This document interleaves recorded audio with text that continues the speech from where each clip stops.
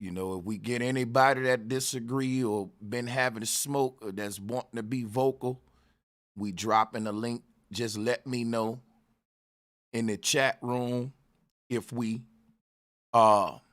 need the link. My brother George Macon, you can feel free to come up and if you have a little time, you know, and definitely brace us with your presence. Salutes to what the brother George. Hey, O'Shea gave you a shout out too, man. Urban Nerds, man. Salutes to Urban Nerds. And salutes to the Zayats Institute as well. Even though that nigga Q-Butter do not fuck with the flat earth, we fuck with him, though. We fuck with him. We just got to debate him and let him know about this agenda, though. But salutes to the brother, you know. Yeah, salutes to, man, George, that y'all going crazy out there in Philly, man. Them youngsters going crazy. We know that this youth violence is a real national thing, but Philly really getting it, man. I've been peeping it, bro, with what you've been posting, bro. And man, it's not going on deaf ears. I tell y'all, yeah, George, the doggone Pearlosphere. I say, you know, we can't call it the Manosphere no more, that old Pearlosphere. And I don't know where to start, man. I just know I'm definitely gonna be calling a lot of names out. Now, first thing first, let me jump because I'm gonna tell you what I got for you today. Today we definitely gonna be continuing our smoke concerning how just pearly things broke up the Manosphere, and we're gonna be talking about the infiltrators of that space. Well, my theory, I think that these guys were all on one big network and infiltrated that black Manosphere to begin with. O'Shea said in his video that, and you know what, let me actually go ahead and pull that, man. I would like to see if I can find that. Hold on. O'Shea Duke Jackson. Man, I really fucks with O'Shea. I know he don't like how brothers troll, like we be trolling Africa. He's I consider him like a Pan-African. But the brother, man, he's a cool brother, O'Shea, man. And what I'm tripping off is him and Jason Black is beefing and shit. I ain't gonna go into that. But they both agree on this whole Pearlosphere shit, so that's crazy. I ain't gonna go into that.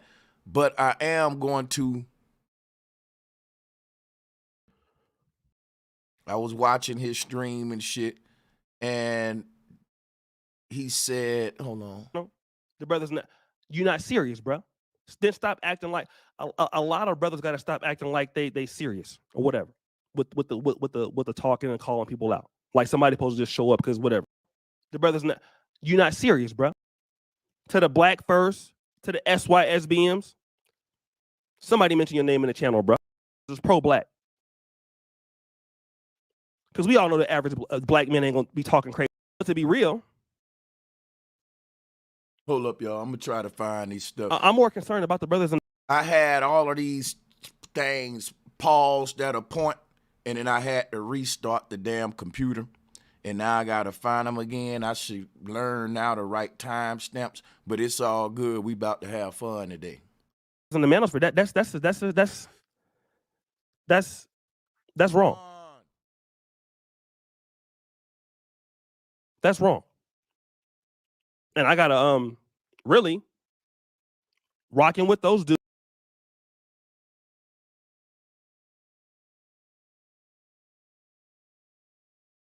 dudes, trying to keep the Black Manosphere community together, trying to make it. No, I'm just gonna get in front of it. Trying to make it a diverse community because brothers, every brother in the Black Manosphere, got some brothers is married, some brothers are single, some brothers divorced in the Black Manosphere, some brothers is Democratic, some brothers is pro-black. So How are you all talking? Don't nobody even know you.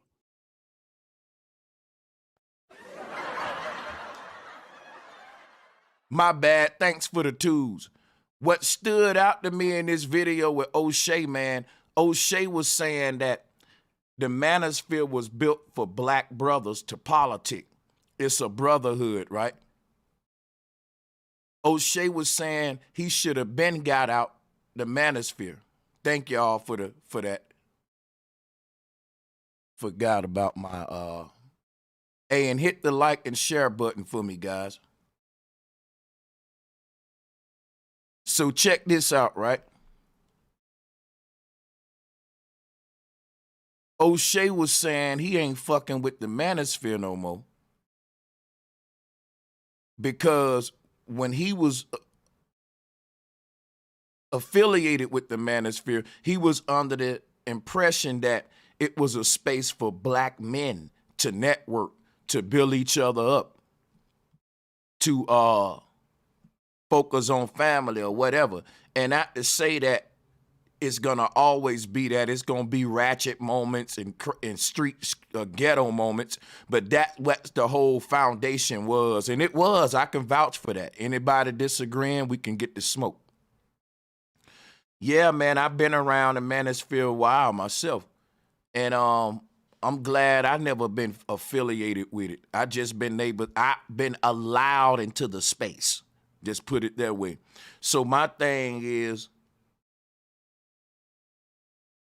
I can vouch for the fact that what he's saying is true here. What O'Shea's saying is true.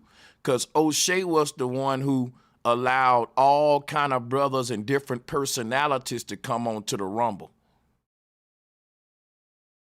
He had every kind of black personality on that show, man. It was diverse, the Rumble. That's what made it fire. And the Manosphere is a space that was basically a response to the white Manosphere, because the white Manosphere never gave black men a equal seat in it. We know how that go. You got the white Manosphere, you got the black Manosphere. Black men wanted to be a part of the white Manosphere. I'm gonna keep it 100. There would not be a black Manosphere if the white Manosphere didn't treat black men second class.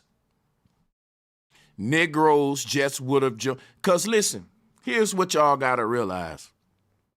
There's no such thing as the white Manosphere. That shit just called the Manosphere. Just like there's no such thing as a white American. For real, you just calling them an American, but there's a black American. You don't put the adjective on the dominant race, on the dominant thing. But anyway, that's neither here nor there. Hear me out with what I'm saying. There would not be a black Manosphere if the Manosphere, or AKA the white Manosphere, see, when you say black Manosphere, that's a direct response to the Manosphere, which is the white Manosphere, but the white man don't call it the white Manosphere. The black man had to say, wait, we'll make our own Manosphere, and to distinguish it, it's gonna be the black Manosphere.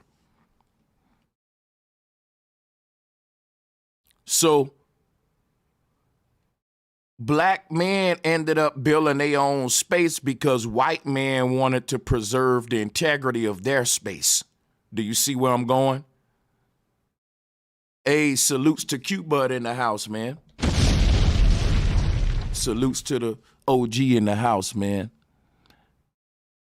Man, I hope y'all brothers join at some point, because this gonna be a tough one to tackle. It's a lot of, see, this y'all ought to realize when it come to the coon card that is levels to this cooning. And the way that these niggas is cooning, it just redeems Brother Sanchez of any kind of cooning. because I'm gonna show y'all some real shit. I just got to get my mind working and I'm finna get the flowing and shit. And I'm finna show you why I call it the Pearlosphere 2.0, right? So the white man wouldn't let the black man in they space because they basically, they don't call it the white manosphere. They call it the manosphere. I'm gonna show y'all what I know. The white manosphere space been around longer than the black one. The black man tried to assimilate within the white man shit, and the white man forced niggas to make their own space. But since niggas ain't used to maintaining their own shit, look at what's happening to the space.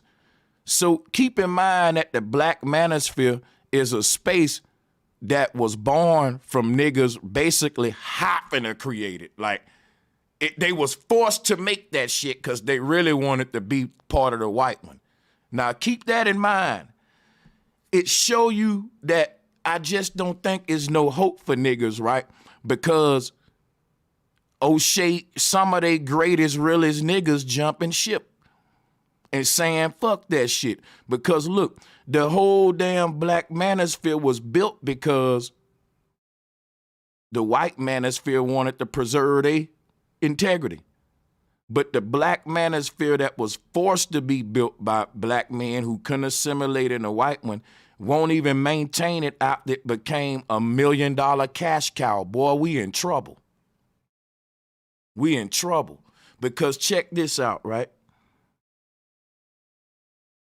The moment the white manosphere niggas saw the black manosphere growing and start becoming lucrative, then the black manosphere started featuring these big white personalities on their platforms, the Rollo Tomases and all that. I don't know all these white dudes, man.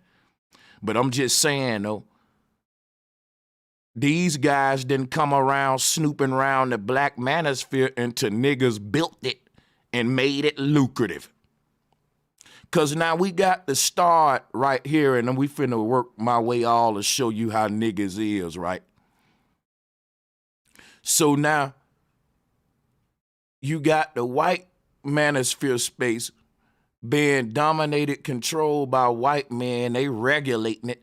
Then you got the black manosphere space where they looking for any white speaker from the white manosphere space that they can find to speak on their shit while hating on each other. Think about what I just said. Bro Sanchez TV has a strike. It'll be on strike for 7 days, but we'll be back rocking and rolling after that.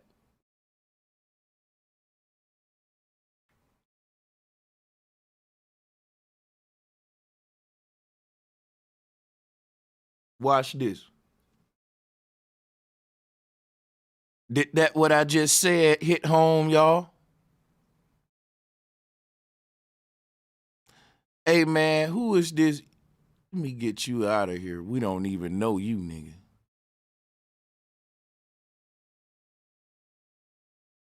Watch this, y'all. The black manosphere was a good ass idea. And I missed them Sunday Rumble times. Because guess what? That was when black men was literally regulating the space. And every black man wasn't fucking the same shit. I was a flat earther. And O'Shea was letting me go over there and do my thing, nigga, and debate. I ain't got nothing but respect and love for O'Shea, man. And it grew more since this Pearly shit happened. And I've been checking out Jason Black, you know. But yeah, my respect for him grew a lot more since this thing too. Now they want to go after the Sarah Garvey, y'all. They want to go after Sarah Garvey now. But you know what? What's going to help me out? I'm going to play some of these clips to show y'all how deep this shit go. But before I do anything, I'm finna prove that this white woman, Just Pearly Things, is not connected to black culture. And that she don't know nothing about black culture. And that she's not even savvy to the red pill and manosphere space. She's basically plagiarizing her shit allegedly. And we finna play the video to show that. And that's got to be shown, man. Because what this gonna show is that a space, remember I just told you on the last video, they all was hating on Kevin Samuels. And a lot of the guys that originate these talking points in the community that become so lucrative, they was hated on, the originators. And then these same talking points will be scripted, put into a script, and given to talking heads to infiltrate your community and start extracting the funds out of it. And I'm finna give you an example of what I'm talking about right now. Watch this. Why is it okay for women to feel entitled to being protected and provided for, but it is wrong for men to feel entitled to sex and intimacy? Why is it okay for a woman to feel entitled to be protected and provided for, but it's wrong for a man to feel entitled to sex and intimacy? Why are there some women who shame men for being horny when testosterone is a male hormone? Why must men put up with female hormones being emotional and crazy, but women can't put up with male hormones being horny? When someone commits a crime, do you blame the criminal or do you blame society? When somebody commits a crime, do we blame the criminal or do we blame society? Well, if a woman is attacked in public and a man is attacked in public, who do you think is more likely to be rescued? If a woman and a man are attacked in public, who is more likely to be rescued? When was the last time you apologized? What was the last thing that you apologized for? Do women have a right to be afraid of men when 80% of all violent crime is done by men? Do women have a right to be afraid of men when 80% of violent crime is done by men? How is that different than fearing certain races based on statistical data? How is that different than fearing certain races because of statistical data? Why is it okay for women to be sexist but not racist? Why do you think it's okay for women to be sexist but not racist? Why is it when a man cheats, he's a cheater, but when a woman cheats, it's because she's not satisfied? Why is it that when a man cheats, he's a cheater, but when a woman cheats, she's not satisfied in the relationship? Who takes more accountability, men or women, and why? Women. Who takes more accountability, men or women? Men. Now, you know what I'm proving with this video? What I'm proving with this video right here is that all of these niggas that's talking about just Pearly, yo, Amir L. Bay, you got to get your wrench from over here, brother. I don't know how you got it. I'm sorry, brother.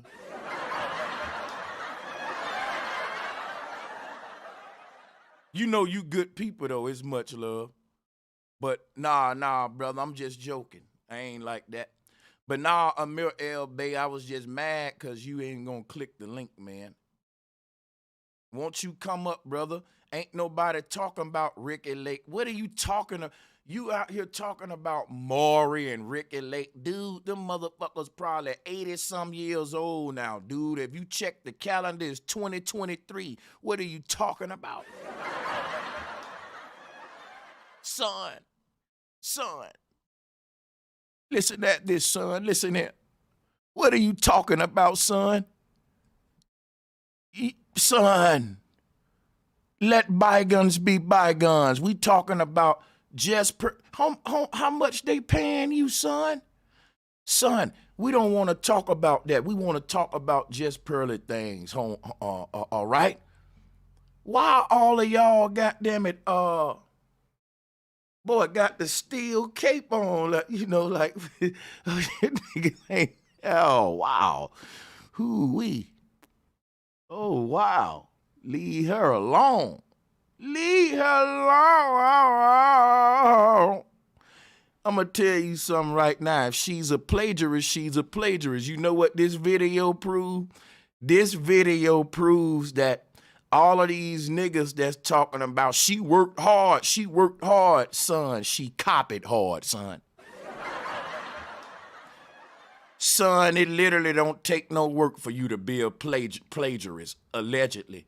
Son, if niggas can just steal other niggas' rhymes, it takes the work out of it. All you got to do is show up with the money and the presentation and the package, and that's all she did. With a pre-written Kevin Samuels goddamn manuscript. that he tried to use and niggas hated on him. And Pearly came, and boy, I'm telling now that thing, the Pearlosphere.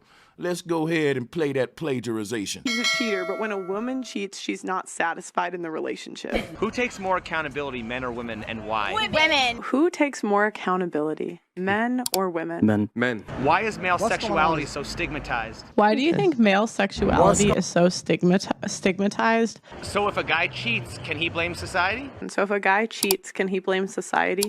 Would you agree that the best means of physical protection in our society would either be owning a gun or calling the police? What is a better form of protection? Owning a gun or calling the police? Okay, so bam. I mean, we get the point right there, right? Now let's talk about, we'll skip back and see some more. I want to give you an example of what I'm talking about here. Now, the Manosphere, right? The Manosphere was sold to Pearl Davis for $2.65 by a bunch of hurt incels.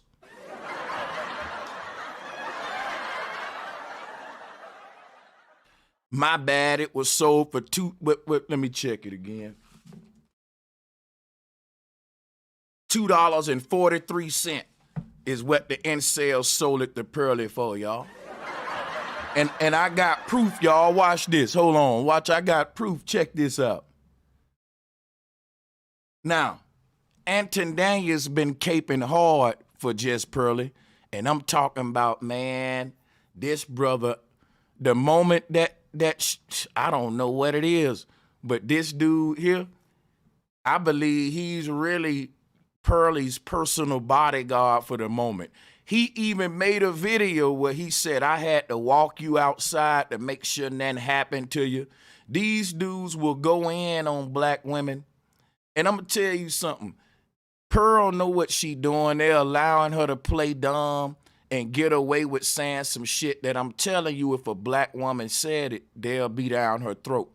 Now, look, everybody that's trying to hold this white woman accountable, they're calling them crybabies. We're just content creators, and she's the trending topic. We're helping her blow up, right?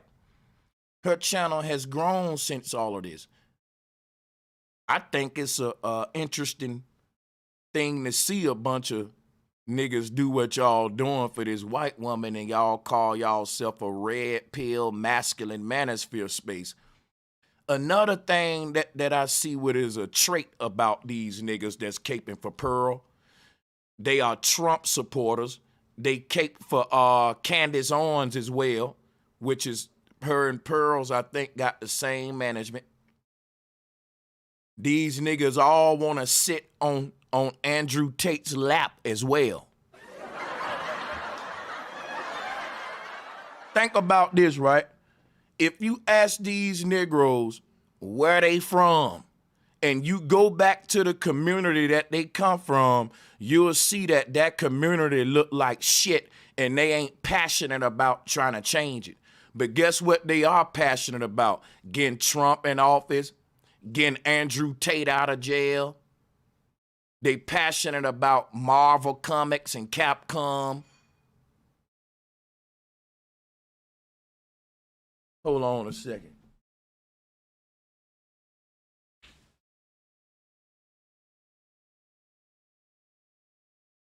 Yeah, man.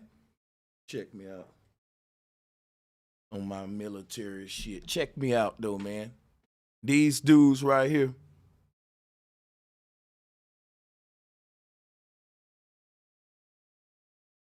You know, one thing I find weird about black men, with all the shit we got going on in our society, we sit around and get invested and worried about Donald Trump and Andrew Tate. This the shit that really y'all go to bed and wait. I wanted to Tate get, is Tate all right? Did Trump, like y'all Trump Tate ass niggas, man.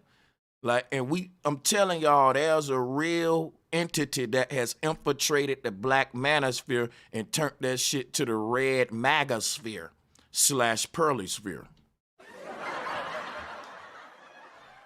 Bro, they done hijacked the whole space, and this I'm telling you, that leading up to Trump election in 2024. I'm finna make a prediction right now. Charleston White, Anton Daniels, the whole Peace Network, the Pearlosphere, all of this whole dynamic and folks that's associated with that whole ring, Tate, all these Negroes, right? The red hat, the you know the type I'm talking about. You should be able to fill them out by now, right? These guys, right, are all working together and they are connected to the boule. Don't let that go over y'all head, O'Shea, y'all. See, because in this manosphere space, a lot of niggas don't like to talk about the boule. They don't like to talk. That's conspiracy theory. But these niggas' whole goddamn space just got hijacked by the boule and they don't even know it, y'all, that part. Oh, my God. Bro, I know when you niggas, what destroyed the manosphere is deeper than all y'all, boy. I'm telling you, when I know what I'm talking about. This is not chaos. This is well orchestrated, and somebody been plotting on this for a long time, son. You think they just gonna let a bunch of black men create and control their own space, grassroots, and niggas is becoming millionaires out of that shit? Stupid. Yeah. Let's goddamn talk about. Let's talk about it though.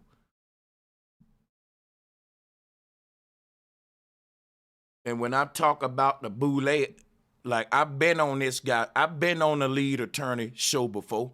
I spoke with him before, spoke with Dennis Sperling, but man, I've fucking been on all these guys.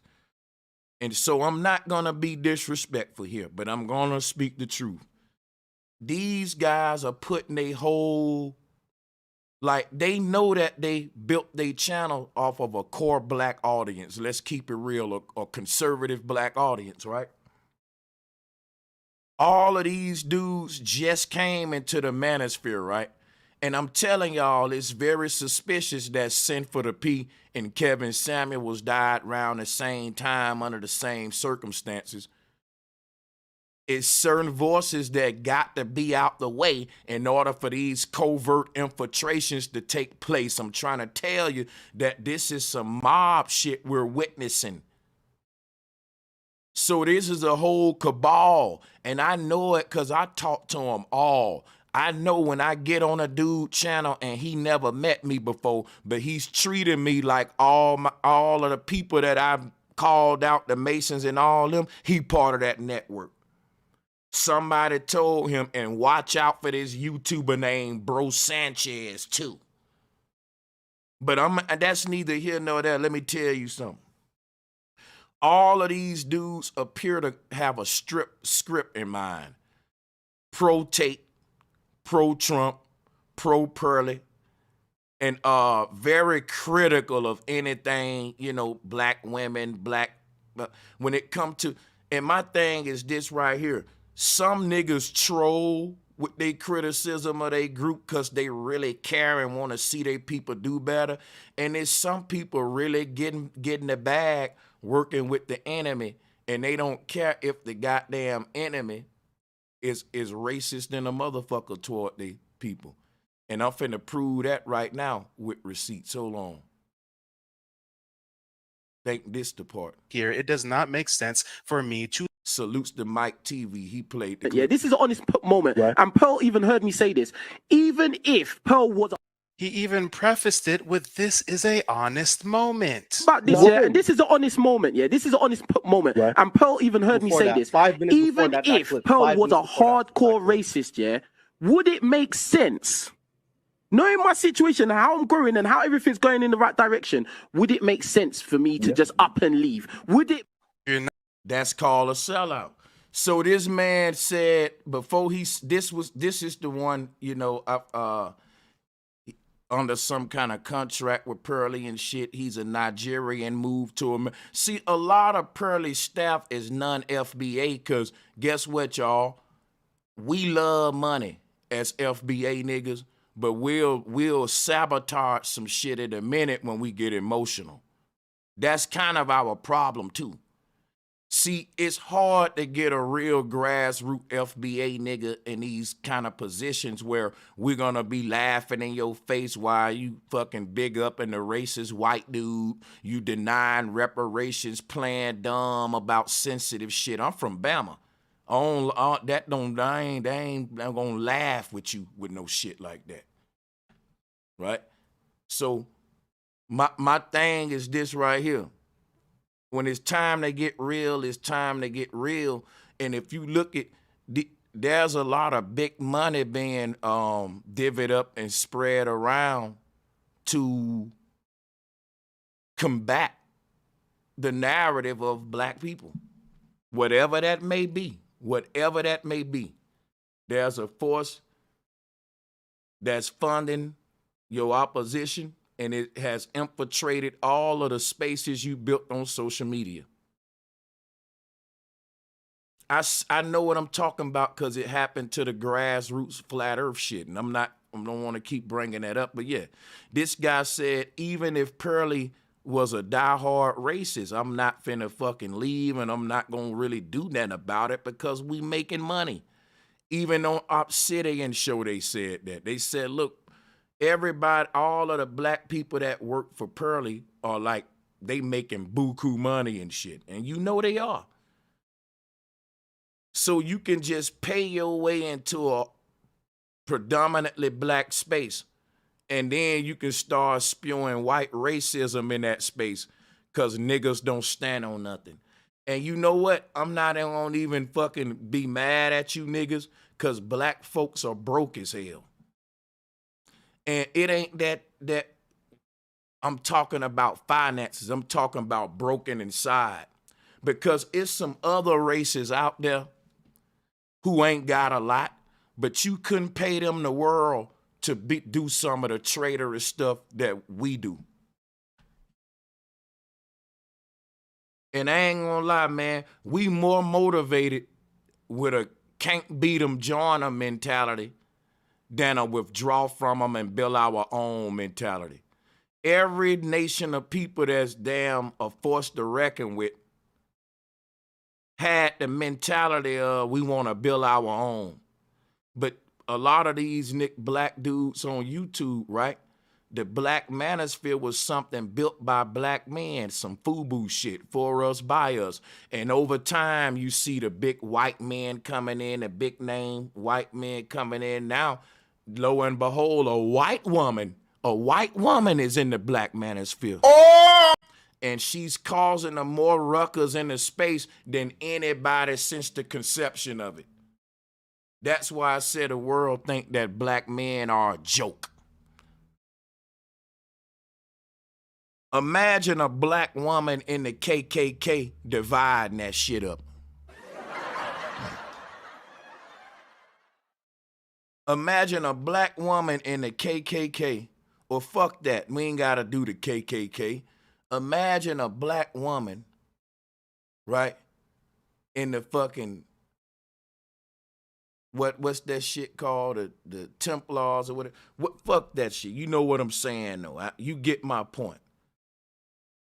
This is the equivalent of a black woman infiltrating an all-white male space and then dividing it up with her propaganda. You can only do that to black folks because every other race are already hip to that form of divide and conquer and infiltration. But niggas who make all these documentaries on how the white man work and all this and that, they always sell out, man. And I'm not even no race baiter, race talking ass nigga. You in the chat room know that. But with this situation, real is real.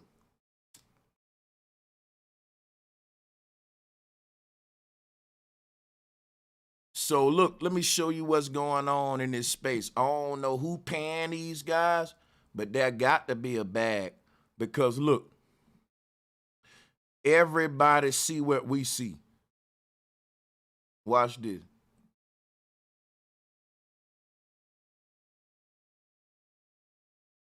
It says right here,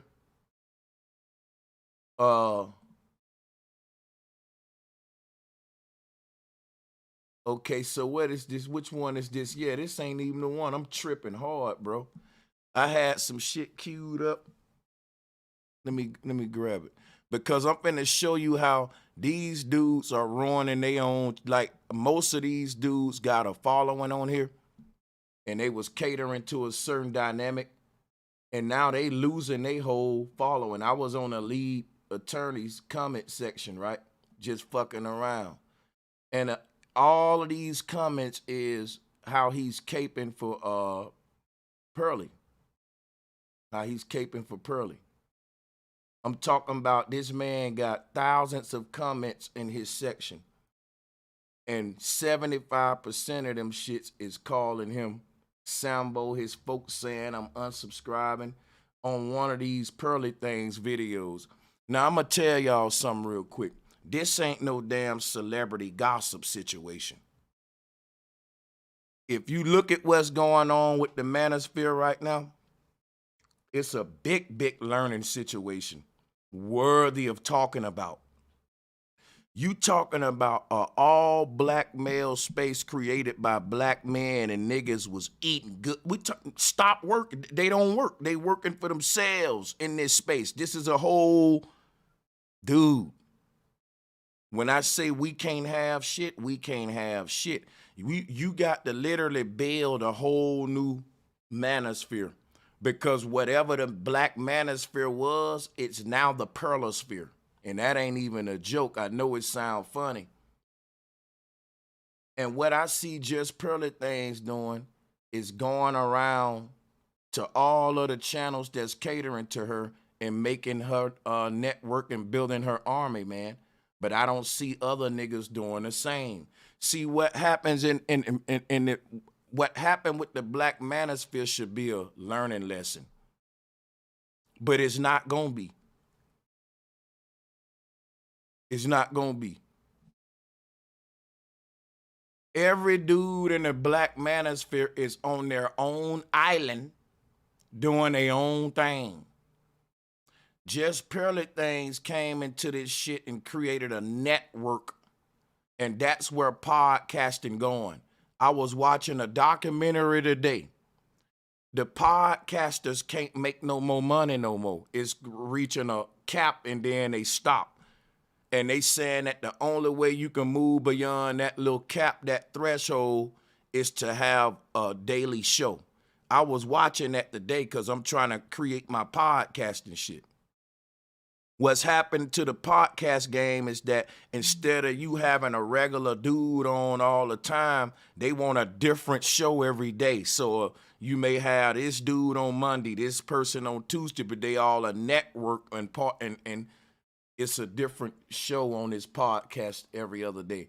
Those are the podcasts that's doing the best in the algorithm. I was watching that shit today. So if you look at the way Pearly Things set her shit up, that's what she's, she ahead of the game on that.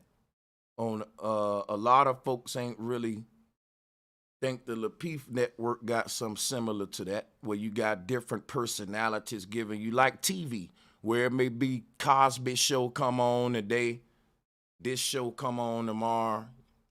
So, but yeah, I've been saw that coming. Anyway, that's just content creator talk that's probably boring to y'all. But anyway, the point of me saying that is Negroes are not maximizing to their full potential on YouTube because we too busy fucking competing with each other secretly and trying to outshine, and that's when, just to be blunt and frankly. But let's listen to some. So one of the dudes that work with Just Pearly Things, right?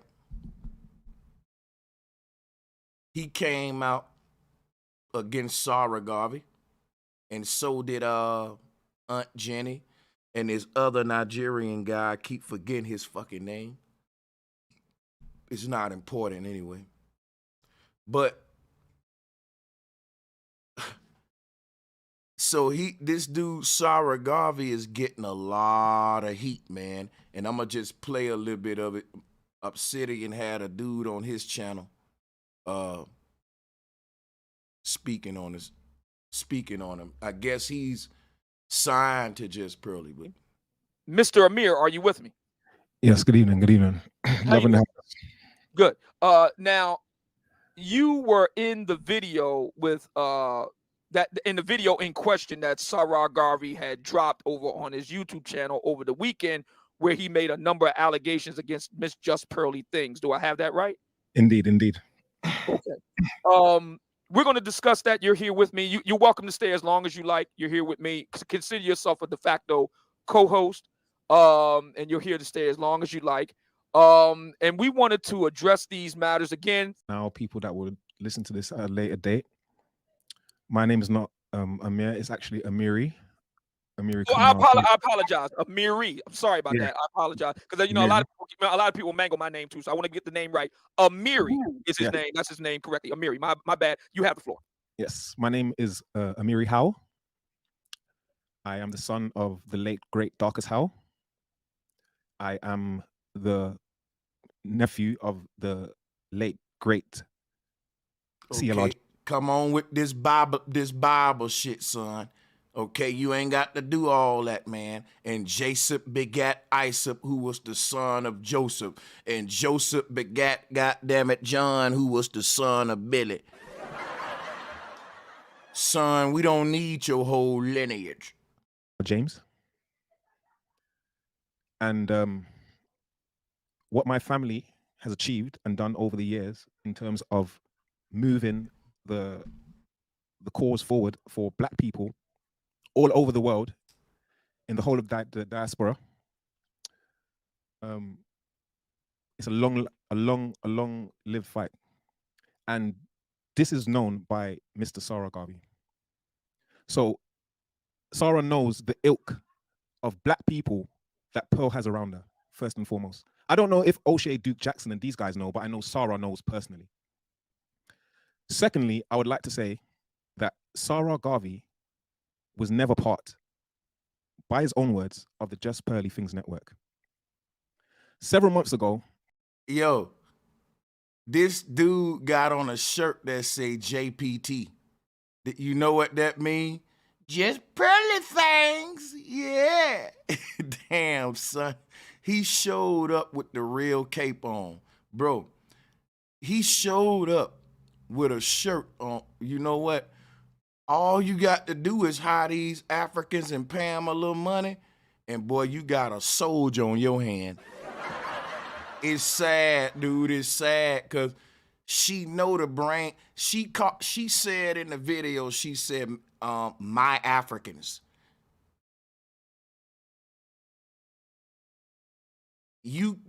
Bro, this kind of loyalty what they got for Pearly gonna cost your ass to get it from a nigga in America.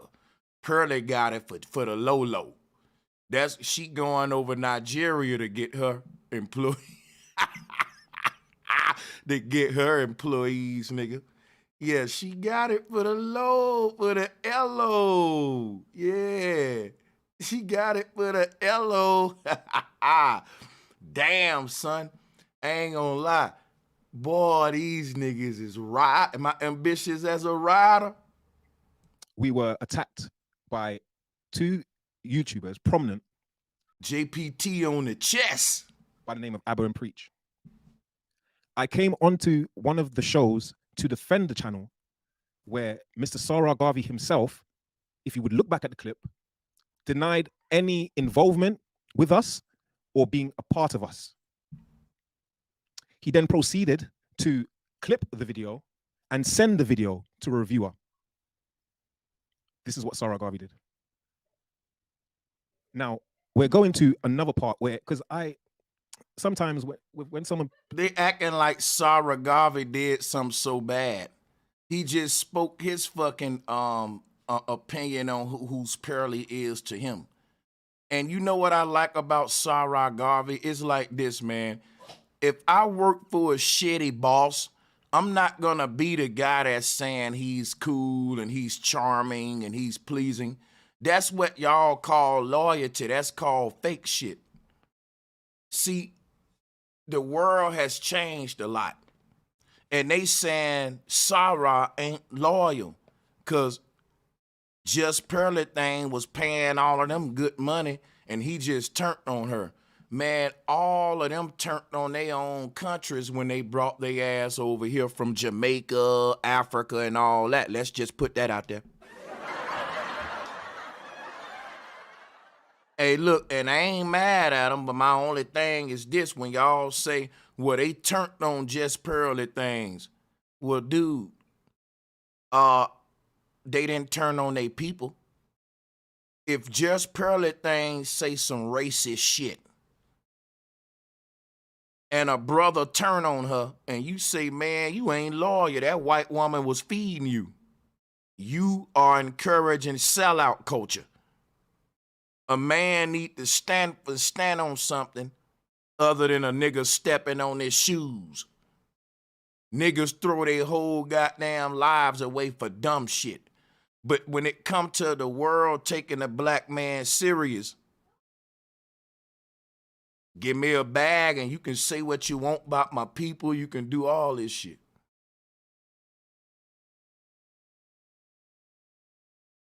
So you know what I'm saying? Stop hating the people.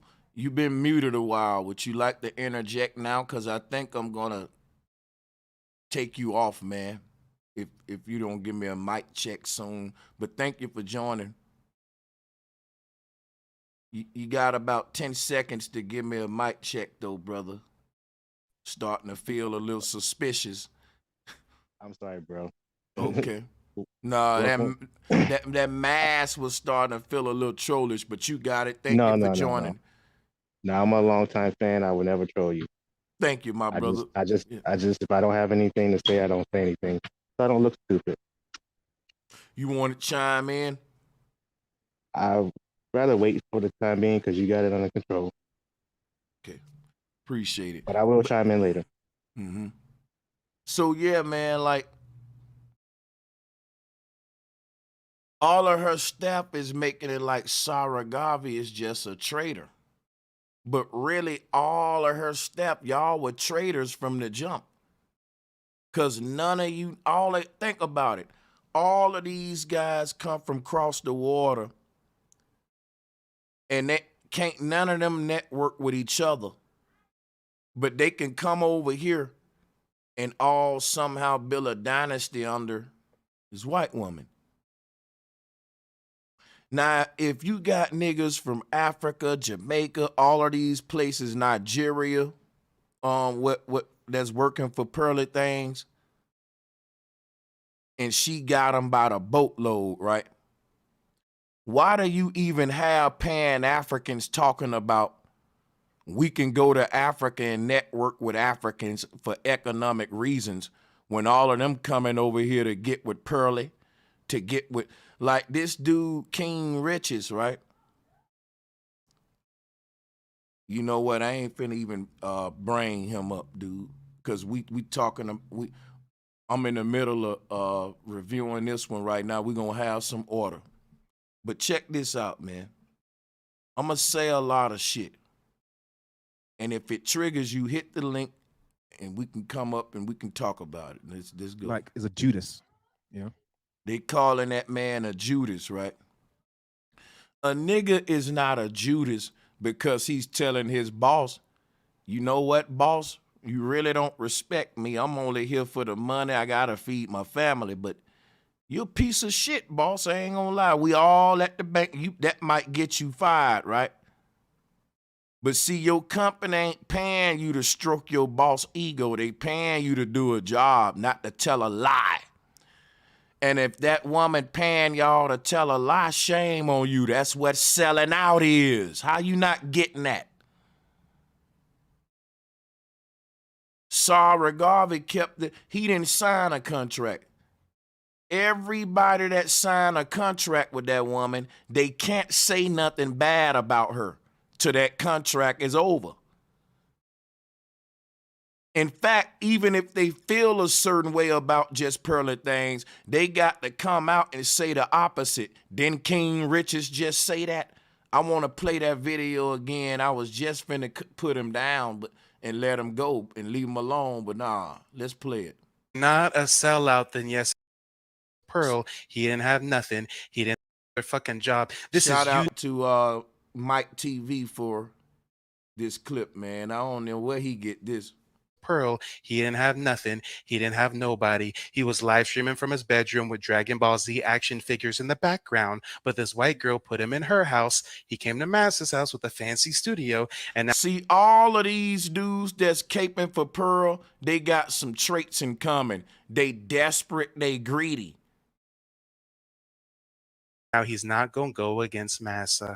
Being controlled, and you know, Pearl is the puppet master with the strings on our back, and you know, yeah, we are, yes boss, yes boss, boss, yes boss, boss, yes boss. To be fair, he had like at least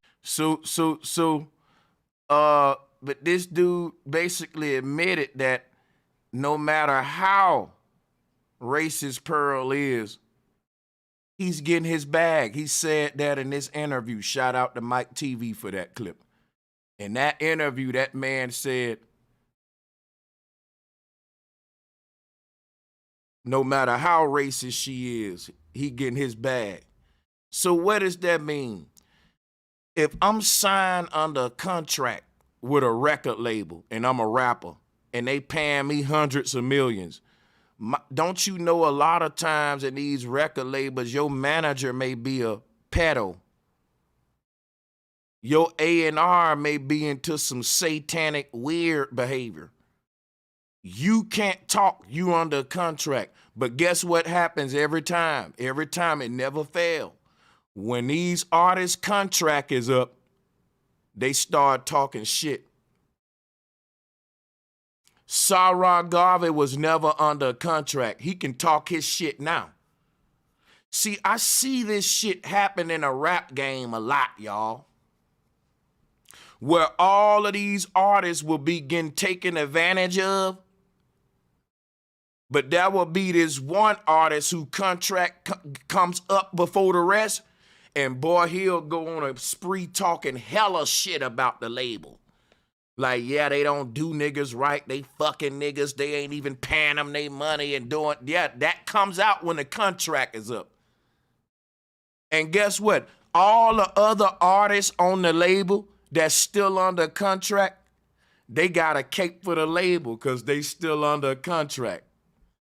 So they may feel the way that that artist feel. They know that he's right. The label is fucking them over. But they got to come out and say, nigga, we love it here at Fuck You Records, nigga, because, nigga, look at my chain. And see, they still under contract.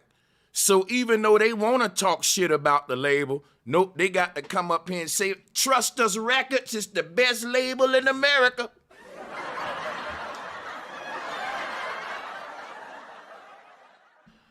But soon as them niggas' contract is up, they gonna be talking like that other fella. And we gonna be like, well, why didn't you say nothing? Man, you know, she had me under a contract, you sell out ass niggas. That's called selling out. It was a gag order. All of these niggas end up on Dogged Diamonds when they contract up telling us stuff that make us do like this and shit.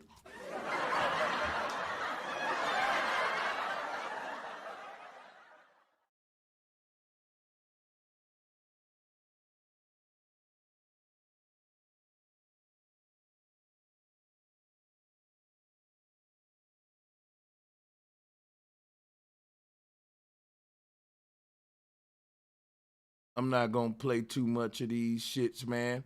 We know what's going on. Folks know what's going on.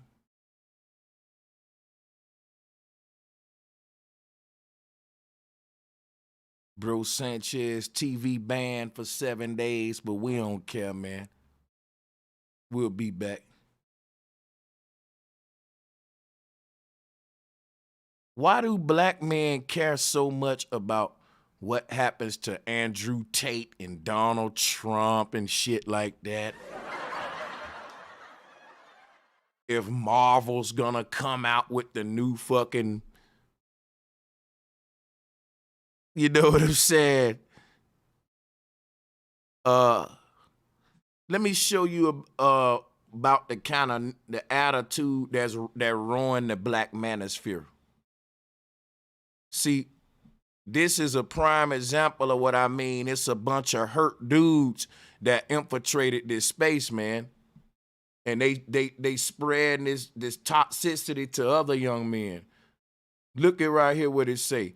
Who am I supposed to be on code for? Black people that never fuck with me. So because black folks never fuck with you, you this nigga that's finna go cape for the white woman and go against your people, and you feel just like a KKK member. I told y'all, it is a lot of bad body built and I ain't trying to talk about a dude looks, but you gotta understand this is linked to you being an incel. When you say black people never fuck with you, you got to remember this mean black women, the black women that I was attracted to really didn't give me no play till I got my money up. That's why if you go on this dude channel, he got so many videos that's negative about women don't respect you, man. If you think she love you, it's a front, all this kind of shit. I'm like, ain't you got a woman? You feel that? You really, dude, that's an insecure mindset to put in your subconscious. If you're a man with a woman and you got content on your channel, she only loves you because of the position that you hold and all this shit. Bro, that is incel mentality. Every woman, listen, let me tell you something. If a woman the woman that loves you for the position you hold, she love another dude just because she's attracted to him on the outside and inside. She just look at you dudes as stability. That's my ATM right there. And then you ain't really her man. And a lot of y'all dudes know that, and y'all make content that show that. I can't make this up, y'all. Videos like, who am I supposed to be on code for? Black people that never fuck with me. Look, black people fuck with me. Black people built your whole platform. The Lapeef network is full of black people, one of them being Logic, who was over here with my ass every day for like a year straight back in the day.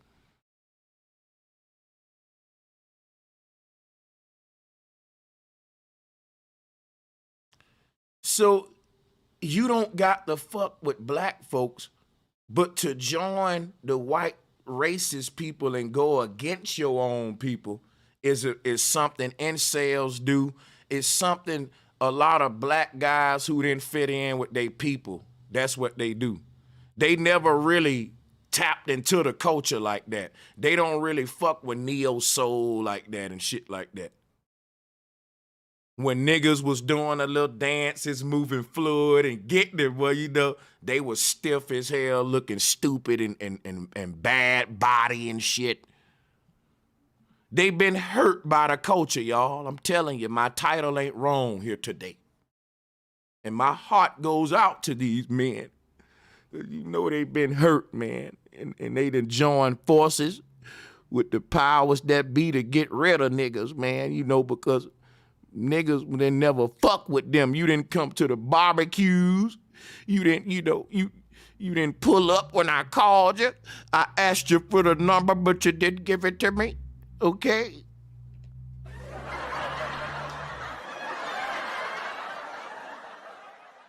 So who am I supposed to be on code for? Ain't nobody asking you to be on code. We just telling your ass don't be off code, nigga. Shit. Stupid. You don't got to fuck with the code at all. Just stay out the way. But you niggas are destroying a whole space. Dude, it's a lot of suspicion surrounding Kevin Samuel's death. I don't care what nobody say. I'm a conspiracy theorist. That man died and the whole Manosphere just went to hell in a handbasket. I got to tell y'all the truth, and I'm going to cut my camera on. I was critical of Kevin Samuels when he was live, but I'm critical of the Manosphere, period. I never changed my tune, and I was always critiquing these brothers with respect. I never disrespected KS. Angry Man did. I heard a video of him I forgot he had real smoke with. I'm just saying, man, like, I got to keep it real. I heard a man. Let me play this shit, man. Red Supreme was playing a clip from Angry Man. Let me see. He was going in on Kevin Samuels.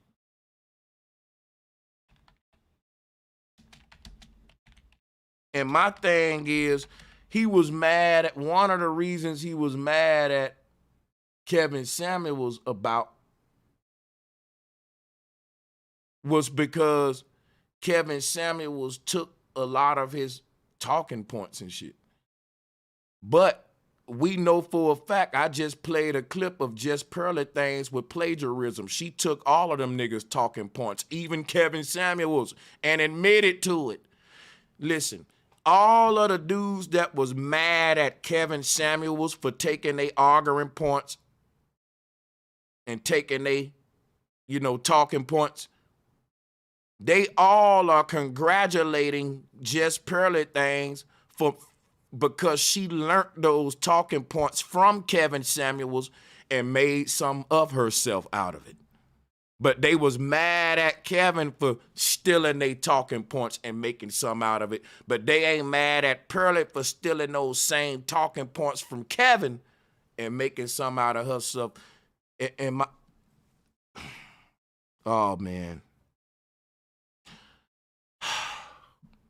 Boy.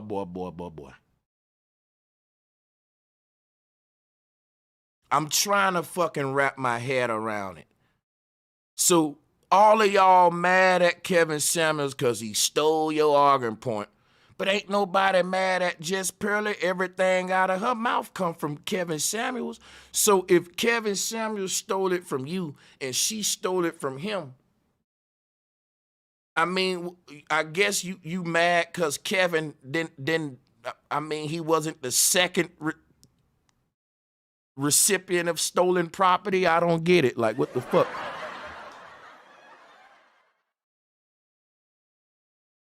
But there is a video of Angry Man. You can hear the fucking anger and the hate. And I'm telling y'all, Just Pearly is in the business of recruiting all of the Negroes that are coddling her. You got to keep in mind, I keep reminding y'all, these dudes will not, they just started allowing black women on their platforms. And when they start allowing them on there, it's to fucking argue with them, get their tummy Sotomayor on, have a moment to kick them off, all that kind of shit. I just got to keep it real, man.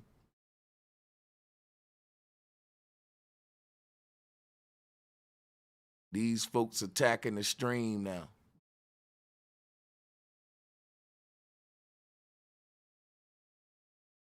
Hold on. Let me see some with the stream.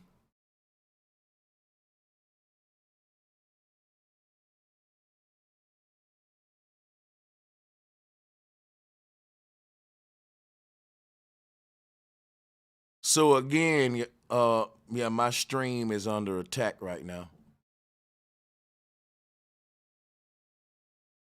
Let me get a one if we rocking and rolling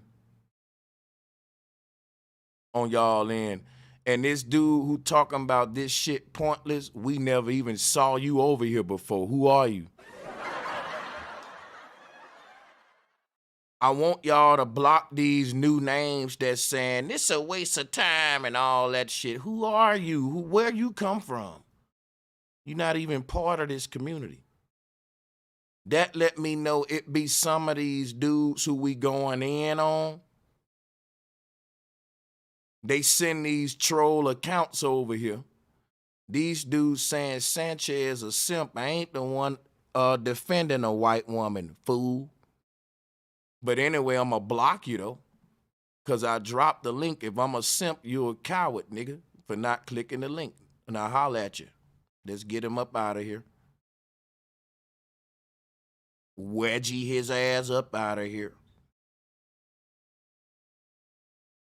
That's how we do it. If we got If we got to get your, what up, Ghost Rider?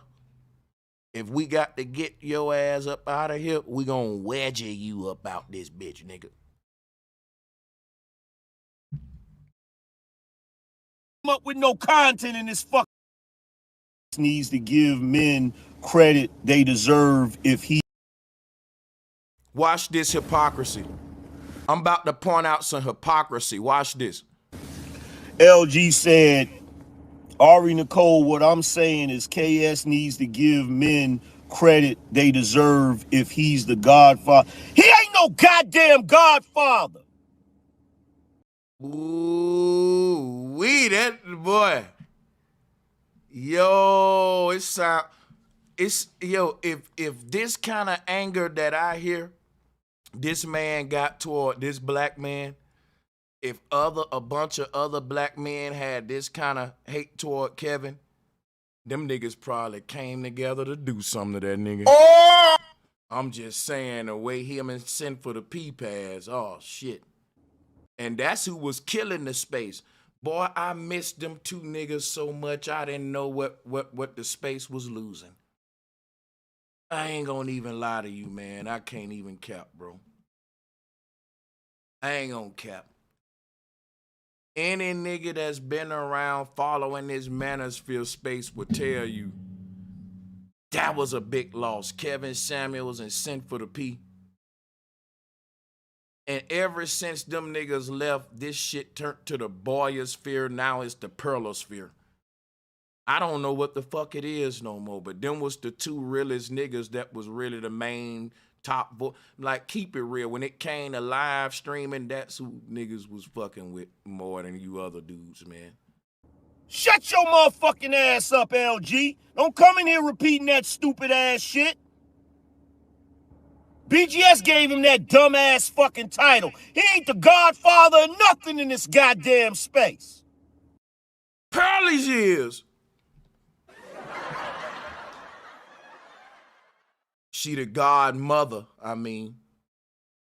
Dumbass fucking title. He ain't the godfather of nothing in this goddamn space. Yeah, Pearly is. Fuck is the matter with you? Fuck is you smoking over there? How the fuck he the goddamn godfather and the nigga ain't even fucking came up with no content in this fucking space? Again, they always accuse Kevin of not coming up with his own content. But watch this, y'all. But it is wrong. Why is it okay for women to feel entitled to being protected and provided for, but it is wrong for men to feel entitled to sex and intimacy? Why is it okay for a woman to feel entitled to be protected and provided for, but it's wrong for a man to feel entitled to sex and intimacy? Why are there some women who shame men for being horny when testosterone is a male hormone? Why must men put up with female hormones being emotional and crazy, but women can't put up with male hormones being... So let me get this shit straight. Angry Man was this heated that Kevin was basically plagiarizing people content. He didn't come up with his own content, but yet they're supporting a white woman who I'm clearly proving don't come up with her own content. It's scripted. And according to y'all, she stole it from Kevin Samuels. Y'all admitted that. Oh my God! None of this shit making sense. It might be a big psyop just to get all our attention, man, because this shit don't make no sense. With female hormones being emotional and crazy, but women can't put up with male hormones being horny. When someone commits a crime, do you blame the criminal or do you blame society? When somebody commits a crime, do we blame the criminal or do we blame society? Well, if a woman is attacked in public and a man is attacked in public, who do you think is more likely to be rescued?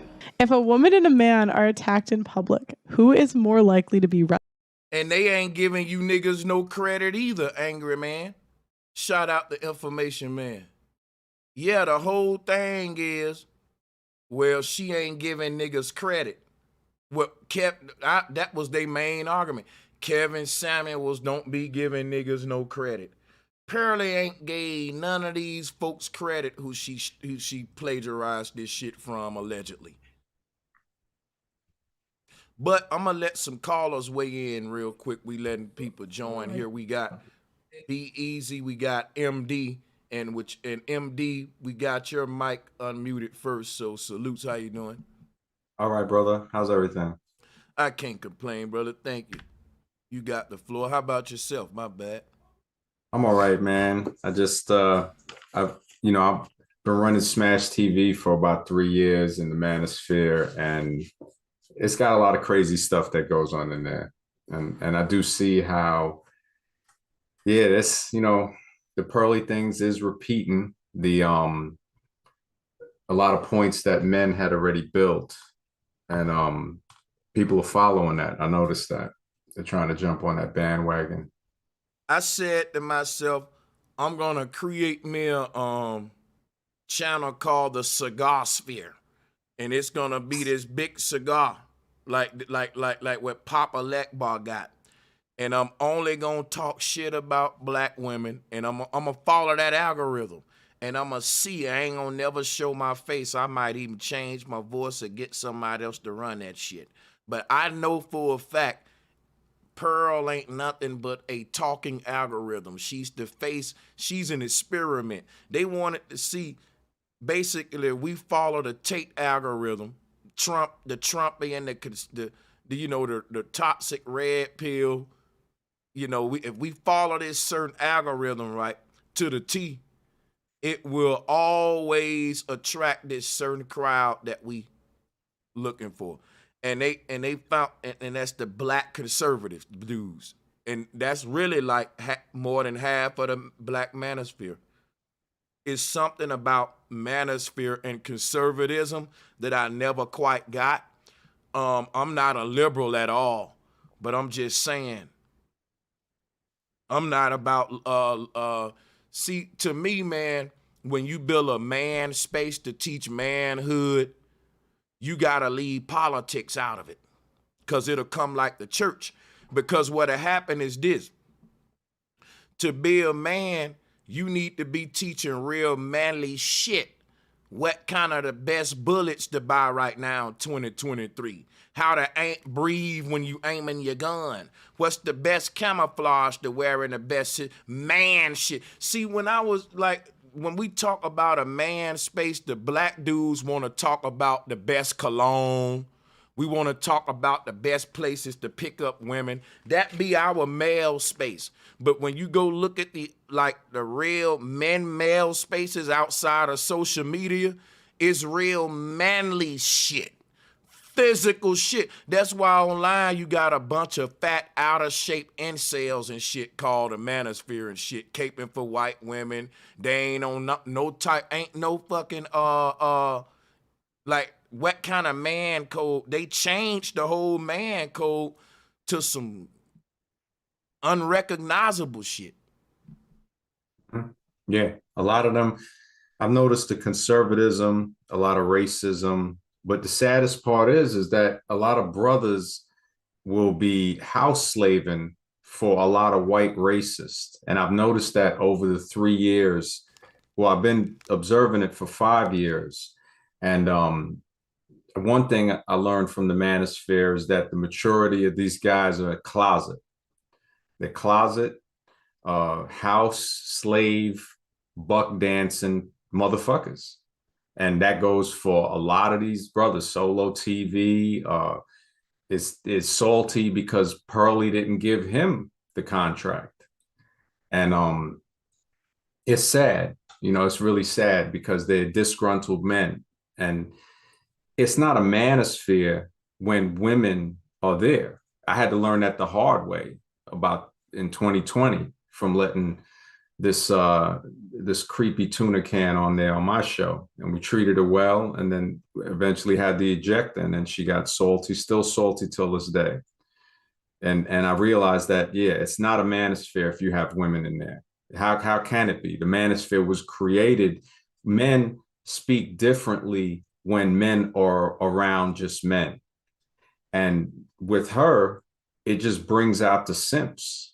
We see it. We see it with Donovan Sharp simping for her. A Solo TV kneeling on a sidewalk, kissing a white girl's hand while wearing a dashiki and a wig, you know, just a buffoon. And I would say that about probably 99% of the Black manosphere, of the manosphere itself, because the manosphere, there is no Black manosphere. There might be a part of the manosphere that's predominantly Black. And I understand why it was created, because all of the white racism in there, and there's Black racism as well. But when I looked at, you know, I look at it and I say to myself, a lot of the white guys in the manosphere remind me of the old white racists that was on that movie American History X in the trailer park, recruiting all the white kids, poisoning them. That's what these guys equate to. And the saddest thing is, a lot of Black guys follow that model, shucking and jiving for them. Yeah. And my thing, like, look at this right here. This is what I wanted to talk about right here. So he's doubling down, right? Anton Daniels is doubling. You know what I don't get? The strongest, blackest brothers among us that, you know, be the ones that's the most hurt by the culture. And they rise to a point where they can't wait to express to Black people that is fuck you. You know why? I'm finna show you why. Black people that never fuck with me. Man, that's the dude in the hood that when everybody went to go and play, they didn't knock on his door.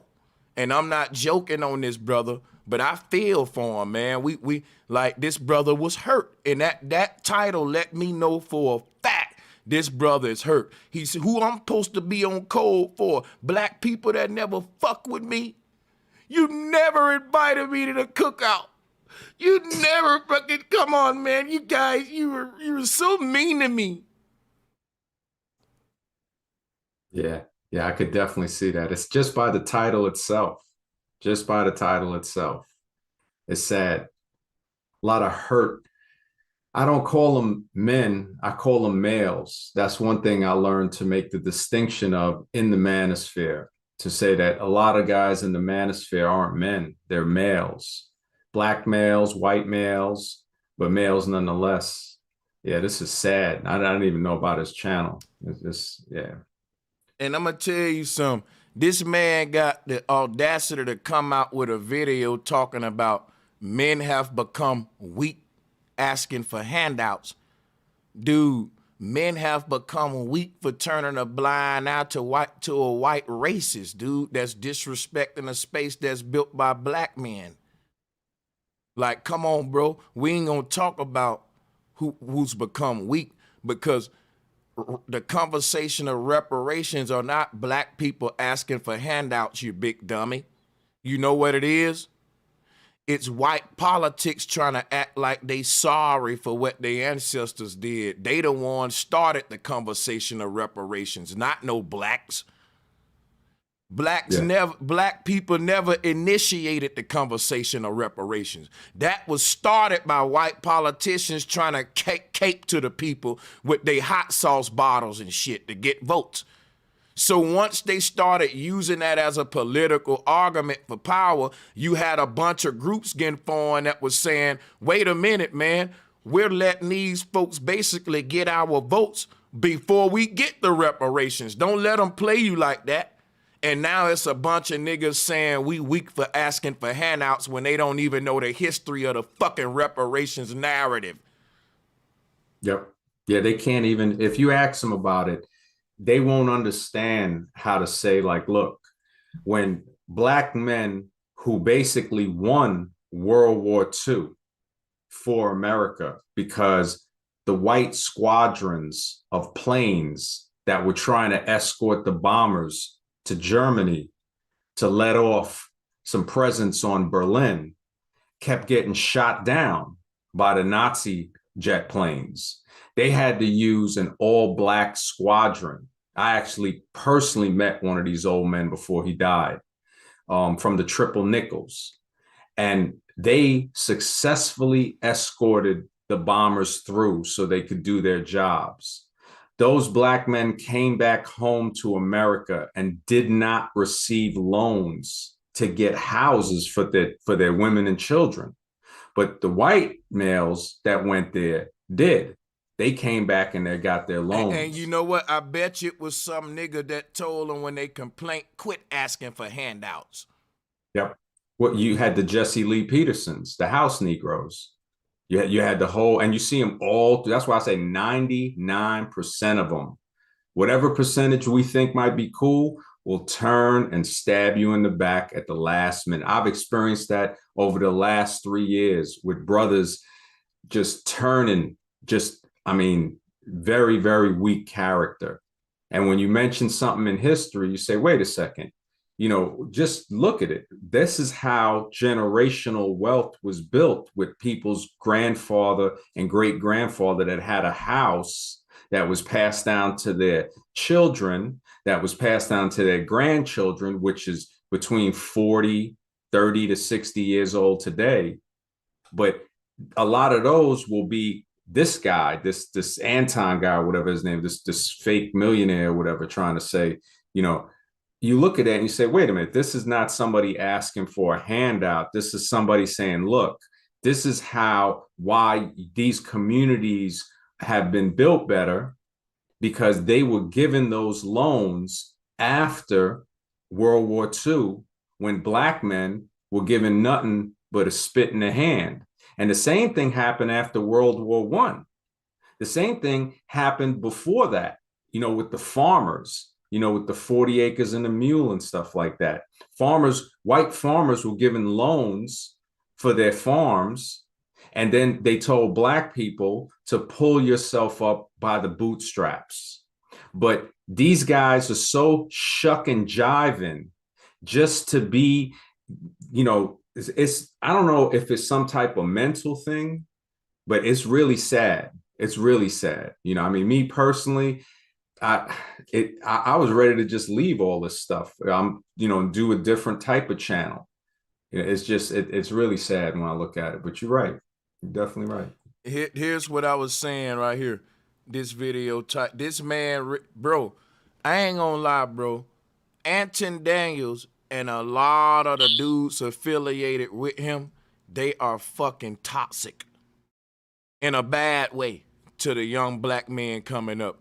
These are dudes that for some reason was hurt by the race, dude. They were hurt by Black people. It shows. Look at what this man said right here. She doesn't love you. She loves what you represent. She loved what you represent in her life at that time. This is the truth. So if this man is in a relationship, we got to ask him, do he really believe that about the woman he with? He would have to say, yeah, man, my woman just really with. If I lost my status, if I lost my money, she would leave me. Why they got to teach this dumb red pill shit? But what you basically saying is that you're a fool and an incel, and women only want your ass for money. A shame. And you call that red pill? I'd rather be blue pill, nigga. Fuck that. Hey, but also he goes around saying that he been that dude all of his life. So if you was that dude all your life and you grew up in Detroit, one of the blackest cities in America, how couldn't Black people fuck with you? If that many people ain't fucking with you, is they all wrong? It could be something with you, because everybody that I know was that dude, whether they was macking, pimping, stealing, playing sports, even geeks, they was getting love from other Black people. This dude sound like a scorned ex, you know what I mean? And what R. Kelly say, when a woman's fed up, this is how he's acting right now. And then he's saying, who is he supposed to be on code for? This where it gets goofy, because these cats will compare you to all these other groups. Well, look at what the Jewish people or the Asian people are doing. All those people that have a code. So you saying that you ain't gonna get on code, and then you want to complain and say, well, why is the Black community in this condition that it's in? You part of the problem. Mm-hmm. And I'm telling you, bro, it's like, and these are the platforms that are growing at alarming rates. You got to keep in mind, this the same platform that gives Charleston White a voice. And I'm not here trying to be divisive or none of that shit. We got to call it in the community, yo. And listen, think about what they all got in common. A lot of hatred toward their own race, but they love Donald Trump. They just want to pinch him on his nose. Oh, they love Twump Boy, and they love just Pearly, and they love, you know, Marvel and Capcom and just badass shit, you know. But I thought Anton loved Christianity. I thought he was just like some devoted Christian. But could Bro Sanchez, could you play the video where he's showing the true Christian values? I couldn't seem to find those. Is it on which is on this one? I was being facetious with that. I'm just saying. Look, went over my head. Let me hit the last button. My bad. Nah, cause bruh, he's always talking. I remember when he started out on the Lapeef network, I had to unsub, but he was always talking about God and Christianity and how he grew up in the church. But then when I see the behavior, I was just asking you, is this emblematic of a church choir boy?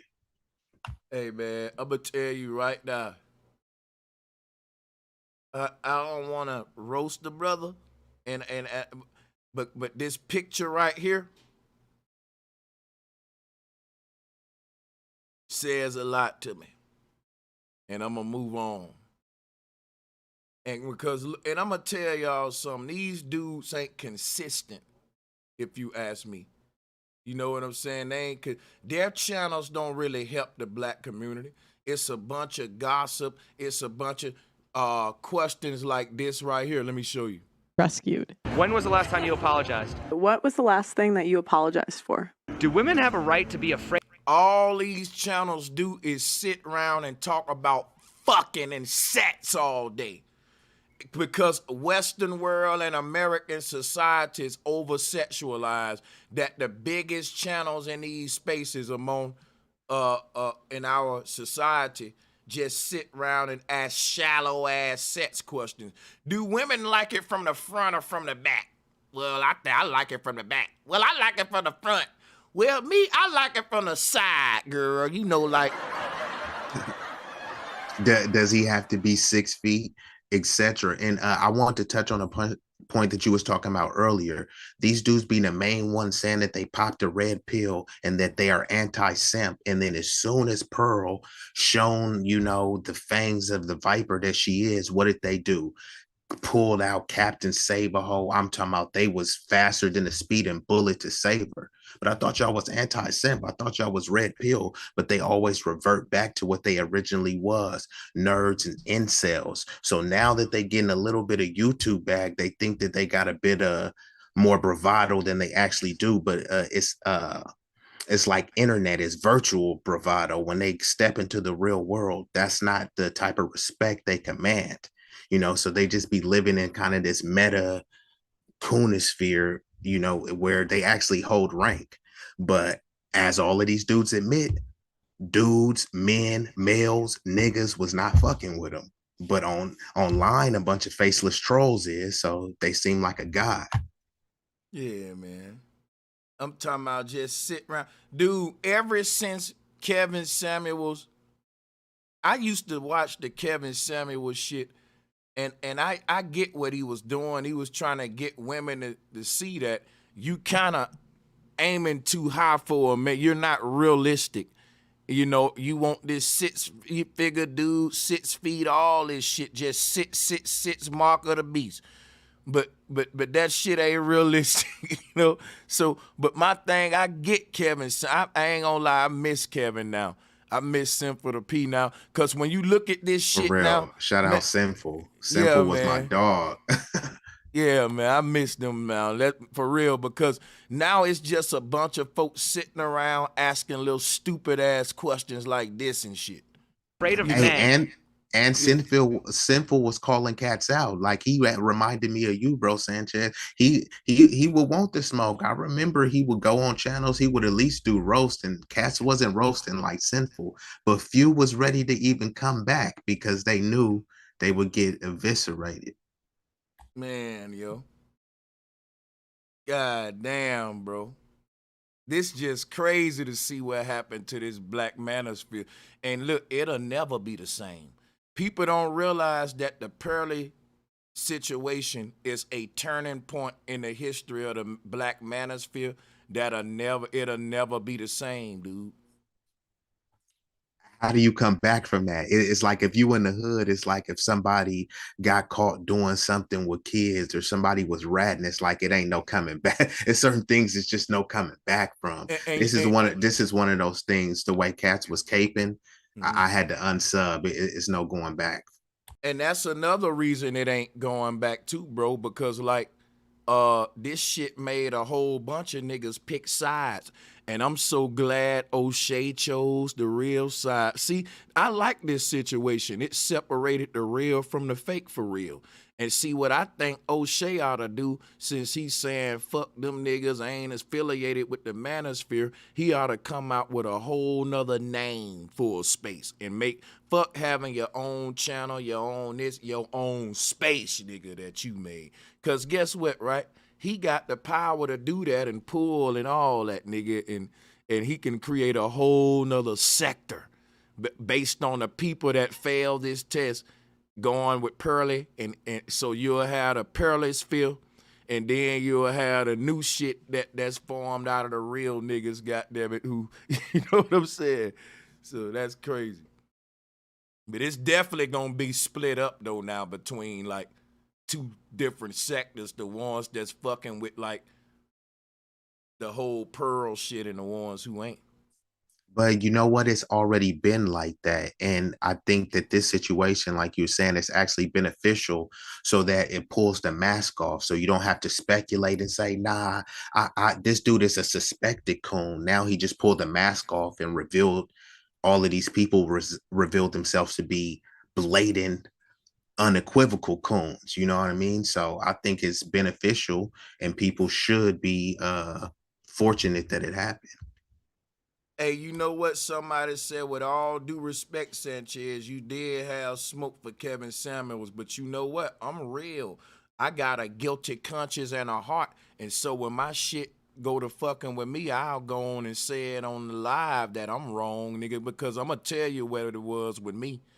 This space had always some toxic energy in it, and you don't know where it's coming from because all of these guys together, you don't. So, but I'm gonna tell you right now, Kevin Samuels was the biggest man in the space when he was alive.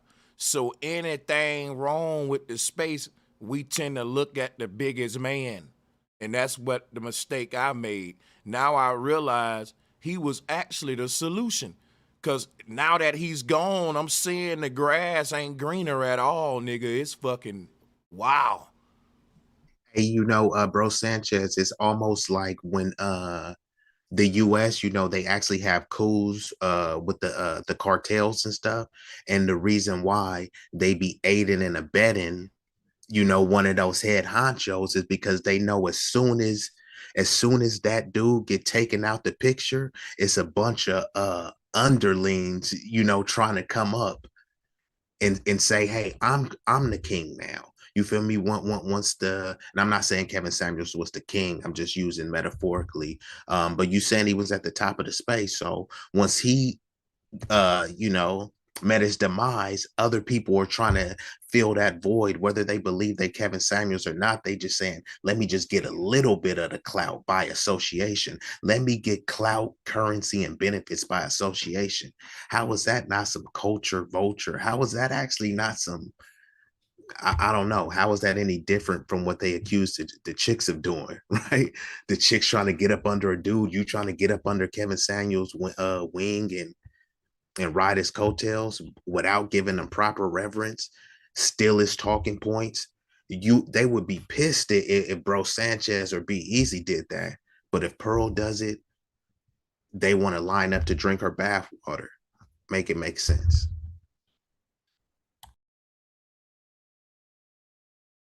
Yeah, man, because these dudes are really opportunists. And my thing is, man, when do you realize that, look, okay, on one hand, right, I got something to gain. It's very lucrative. It's a network partnerships on one hand. On this hand, what I'm losing is dignity. Maybe I got to go along with something that I know ain't right, but if I kind of overlook it, I can be part of this. You see what I'm saying? But see, a lot of folks, they'll go in their mind and they say, Ah, that's an easy trade. A little dignity, a little you know, going against this inner part of me that know this shit ain't right, but over here I'm gonna have the bag and all that. See, that's where I went wrong at, cause I always got to go with the real and do the righteous shit. But I'm just being sarcastic though. I'm just saying though, you can tell though a lot of people who turning acting they're playing dumb with Pearl. But these dudes act so smart and stuff when it come to dating advice and counseling and all this stuff. But then when it come, I just don't get it. Y'all can figure everything out except for white supremacy, right? Right. Y'all can figure everything out except for anti-blackness. Y'all can figure how all these other groups got reparations, but then when it comes to black folks, y'all just saying, well, how would it work? And how would y'all believe all of these DNA tests that they can test people all the way back to the 1700s? But then they say, but how are they gonna test your DNA, bro, Sanchez? It's like, come on, which one is it? Are y'all really this smart and intellectually formidable? Or are y'all just intellectually juvenile? Just say what it is. Don't act like you both. You know what I mean? You acting like you the big dude on the block. All right, cool. Well, let me come see about you. And then you hiding in the house, bruh, tweeting on the keyboard. But because you got more followers, I'm supposed to respect you.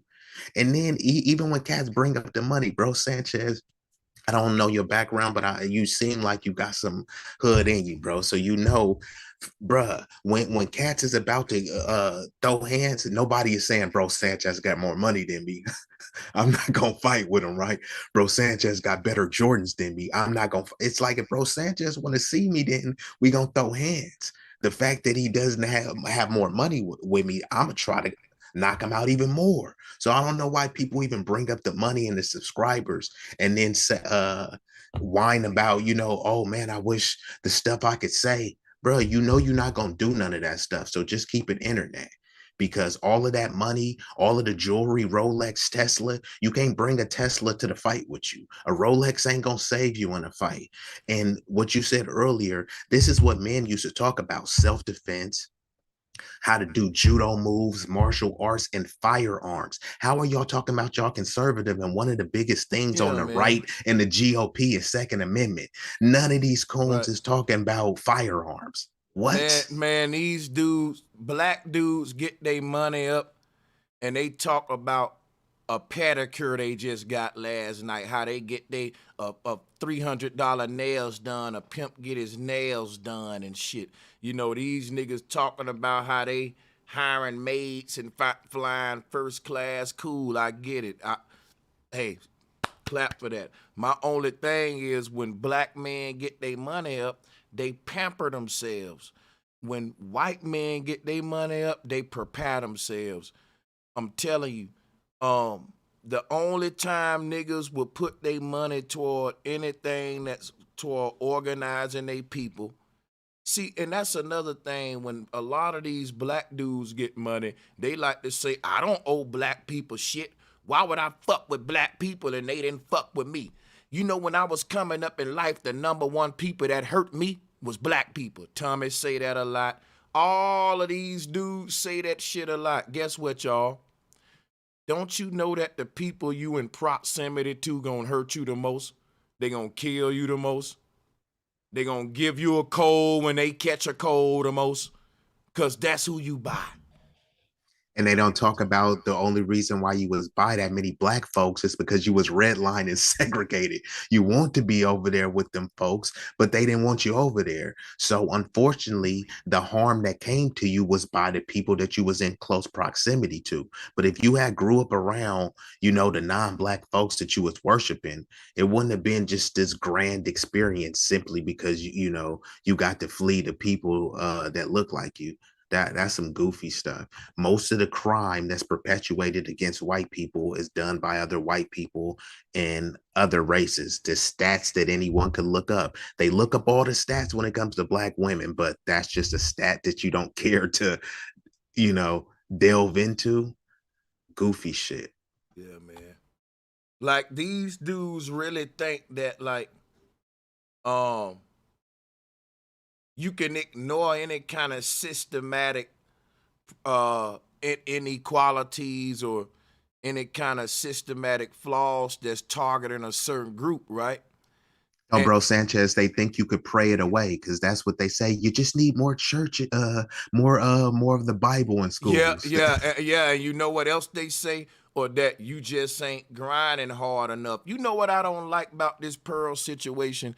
They told all of these black women that's been on YouTube for years that Pearl outgrind them when she just had a bag and some rich support behind her and she reading off of a goddamn script not even original.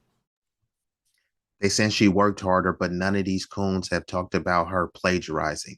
So are they saying that people need to work harder and steal more people ideas? You know what they gonna say? They gonna find a loophole with that shit. But the bottom line, they don't want to admit that she's a fucking implant and all them look real suspicious on some agent shit. And we throw that word around a lot. But y'all, let me show you what to look for with an agent. Here's how you know when the agents come in. They are able to divide up entire sectors.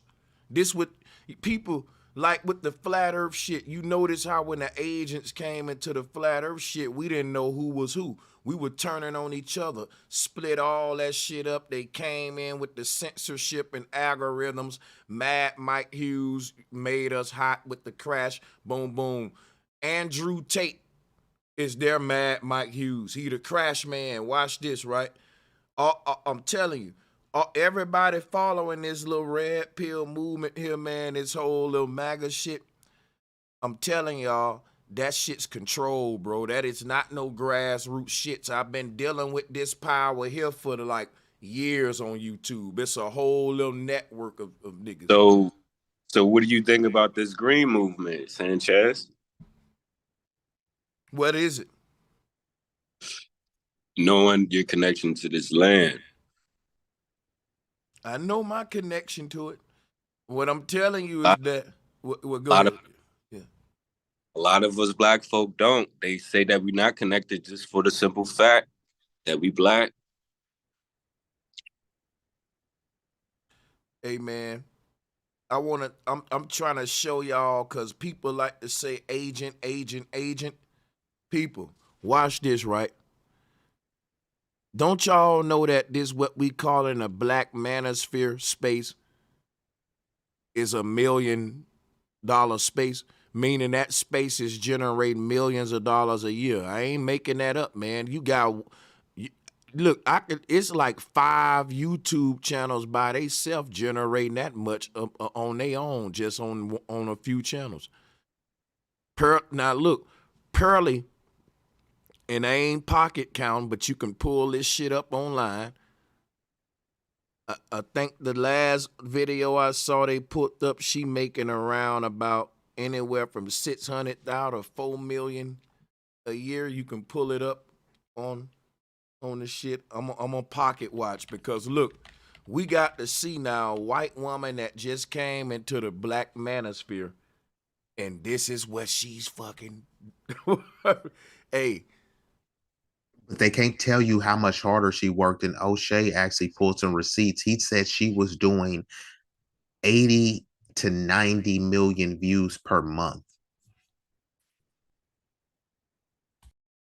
And you know why, bro?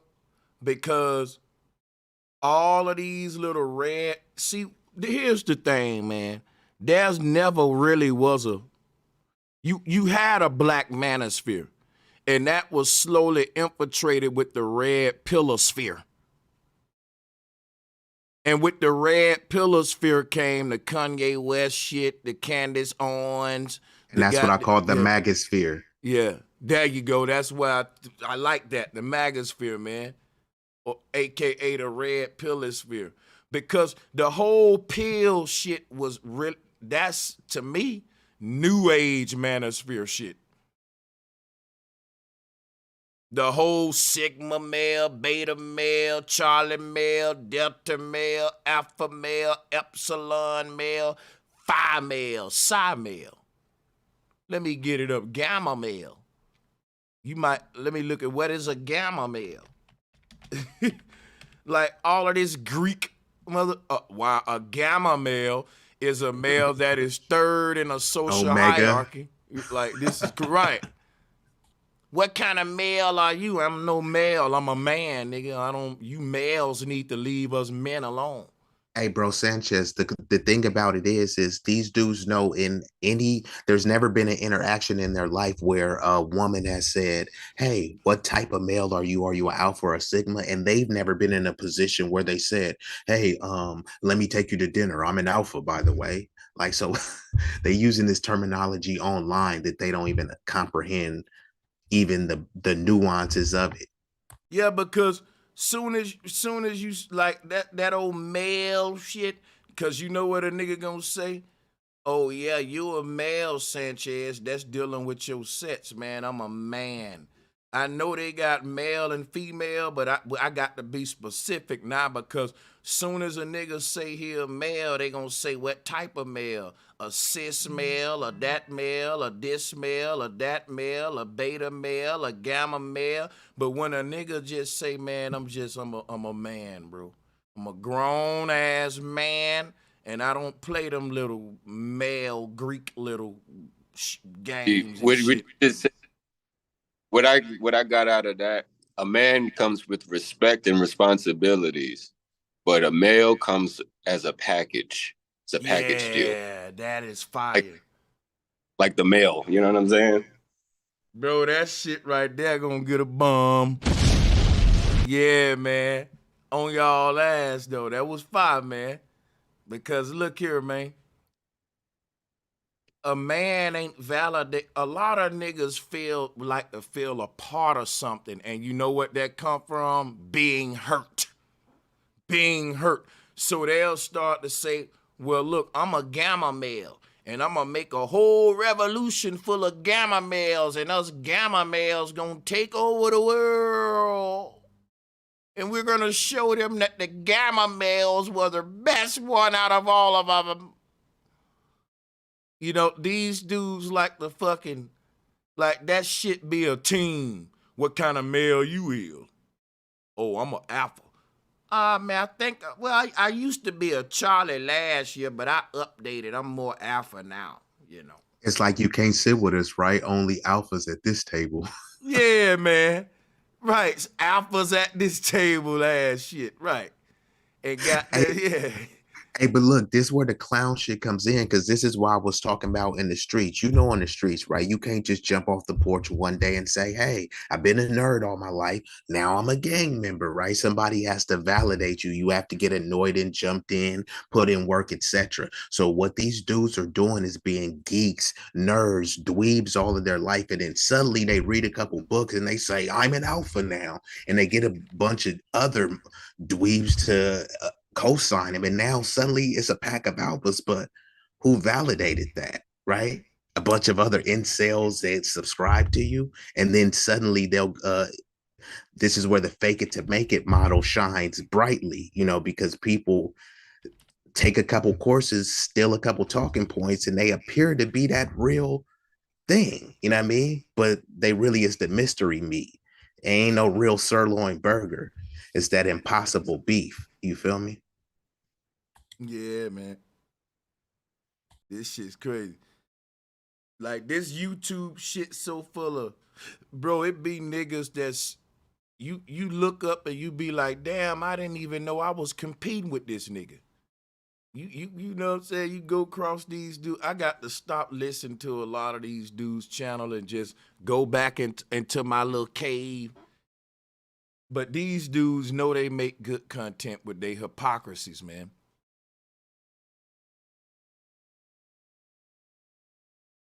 Yeah, salutes AM1 in the house. Key Norfolk in the house. OG, the big dog from Philly in the house. We got Red Like Rum.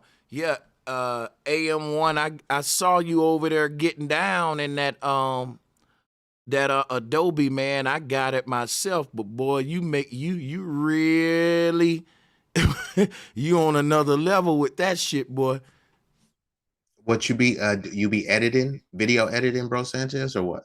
Yeah, you know, when I do my edited videos and when I make my documentaries and shit, but there's levels to it though, you know.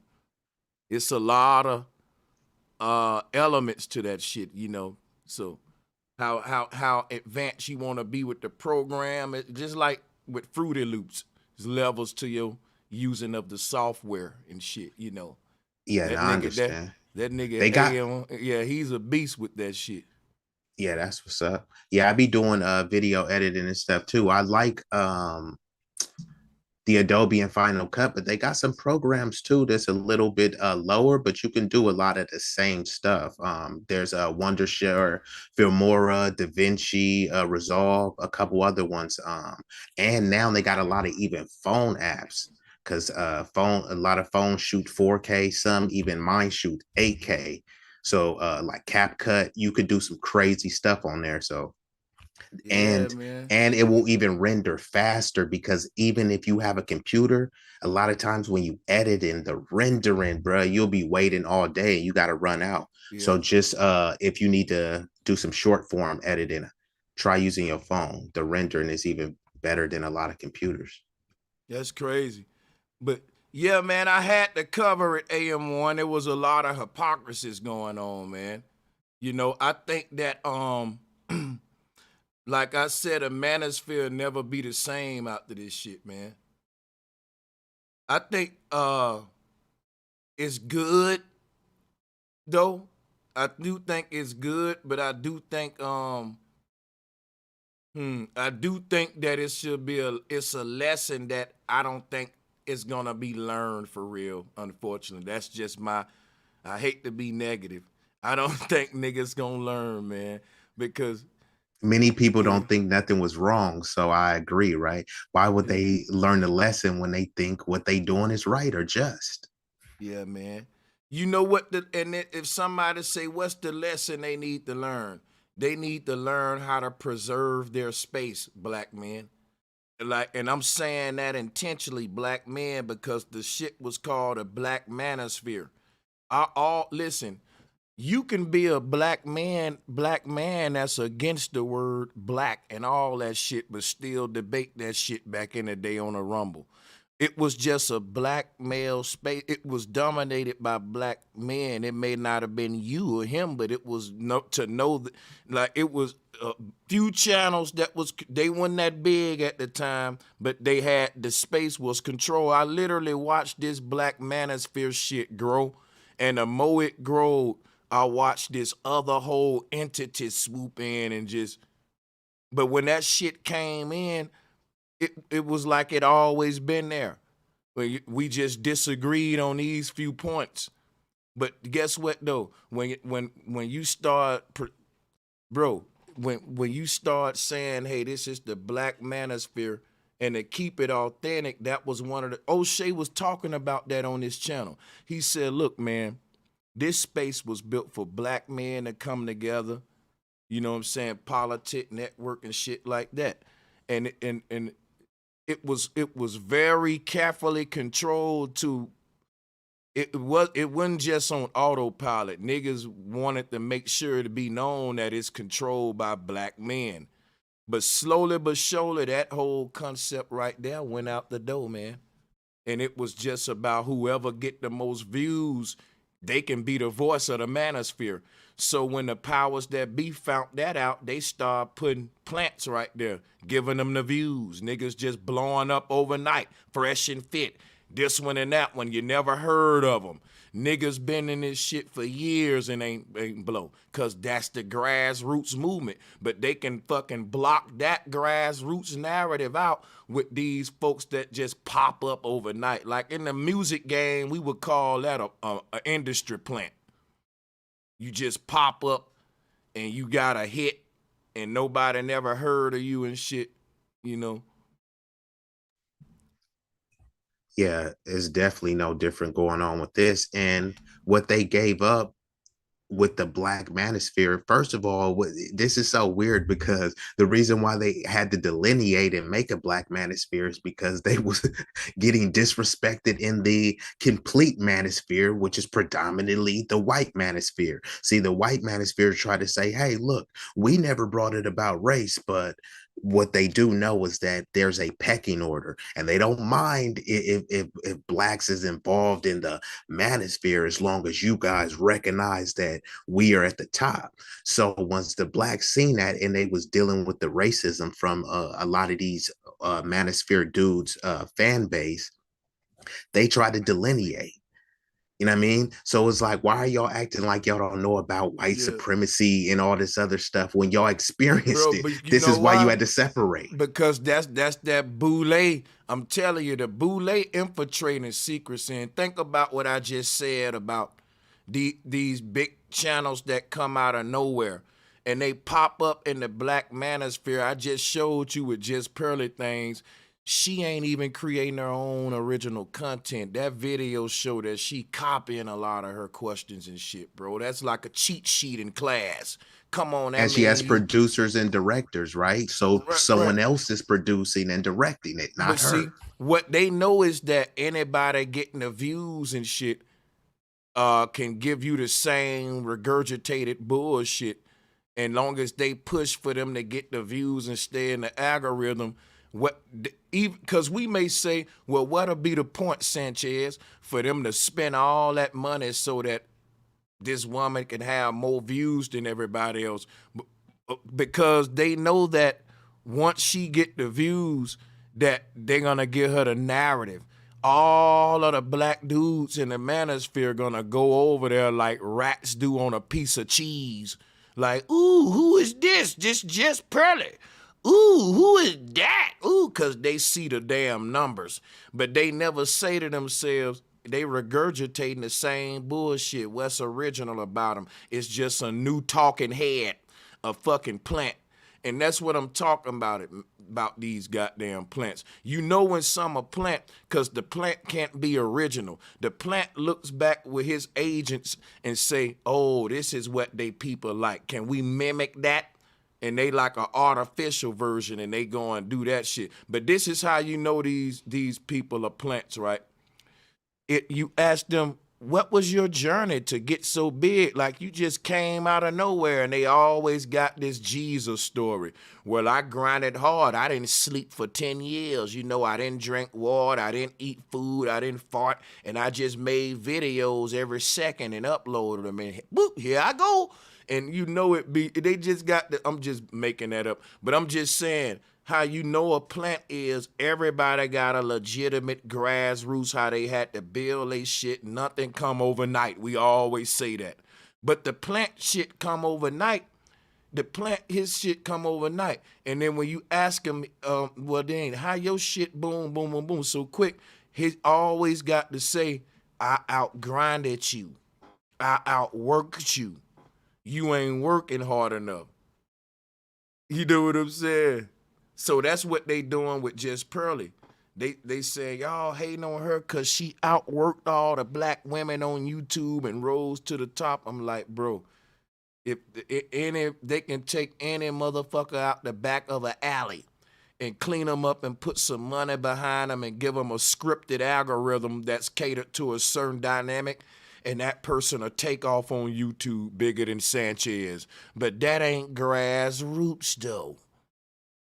Listen, guys, let me show y'all something about and I'm gonna be quiet after this. Think about what I'm gonna say. With what Just Pearly thing doing, Andrew Tate, all of these talking heads doing, like the moment, and I'm gonna mute up after this, right? Think about what I'm gonna say. There's been several times on YouTube where I changed my mind about shit, and my people still followed me. When I first started my YouTube channel, I was teaching the earth was a globe. Then I started teaching it was flat. I was teaching Pan-Africanism. Then I started teaching, wait a minute, we aboriginals. Don't you know that I got the flexibility with my following where I can change my mind about something tomorrow and I won't lose not one subscriber? My people give me the right to change my mind. Because guess what? I'm not part of no pill group, blue pill, red pill. See, the moment you get one of these groups and you start saying something different than the fucking narrative, you get kicked out of that group, man. The moment you start saying, oh, you can date single mothers, you ain't a red pill no more. Fuck y'all little groups, dude. Because I got the flexibility to be who I want to be when I want to be it. And my people still gonna fuck with me, and they don't. They can't change their mind. They part of a cult.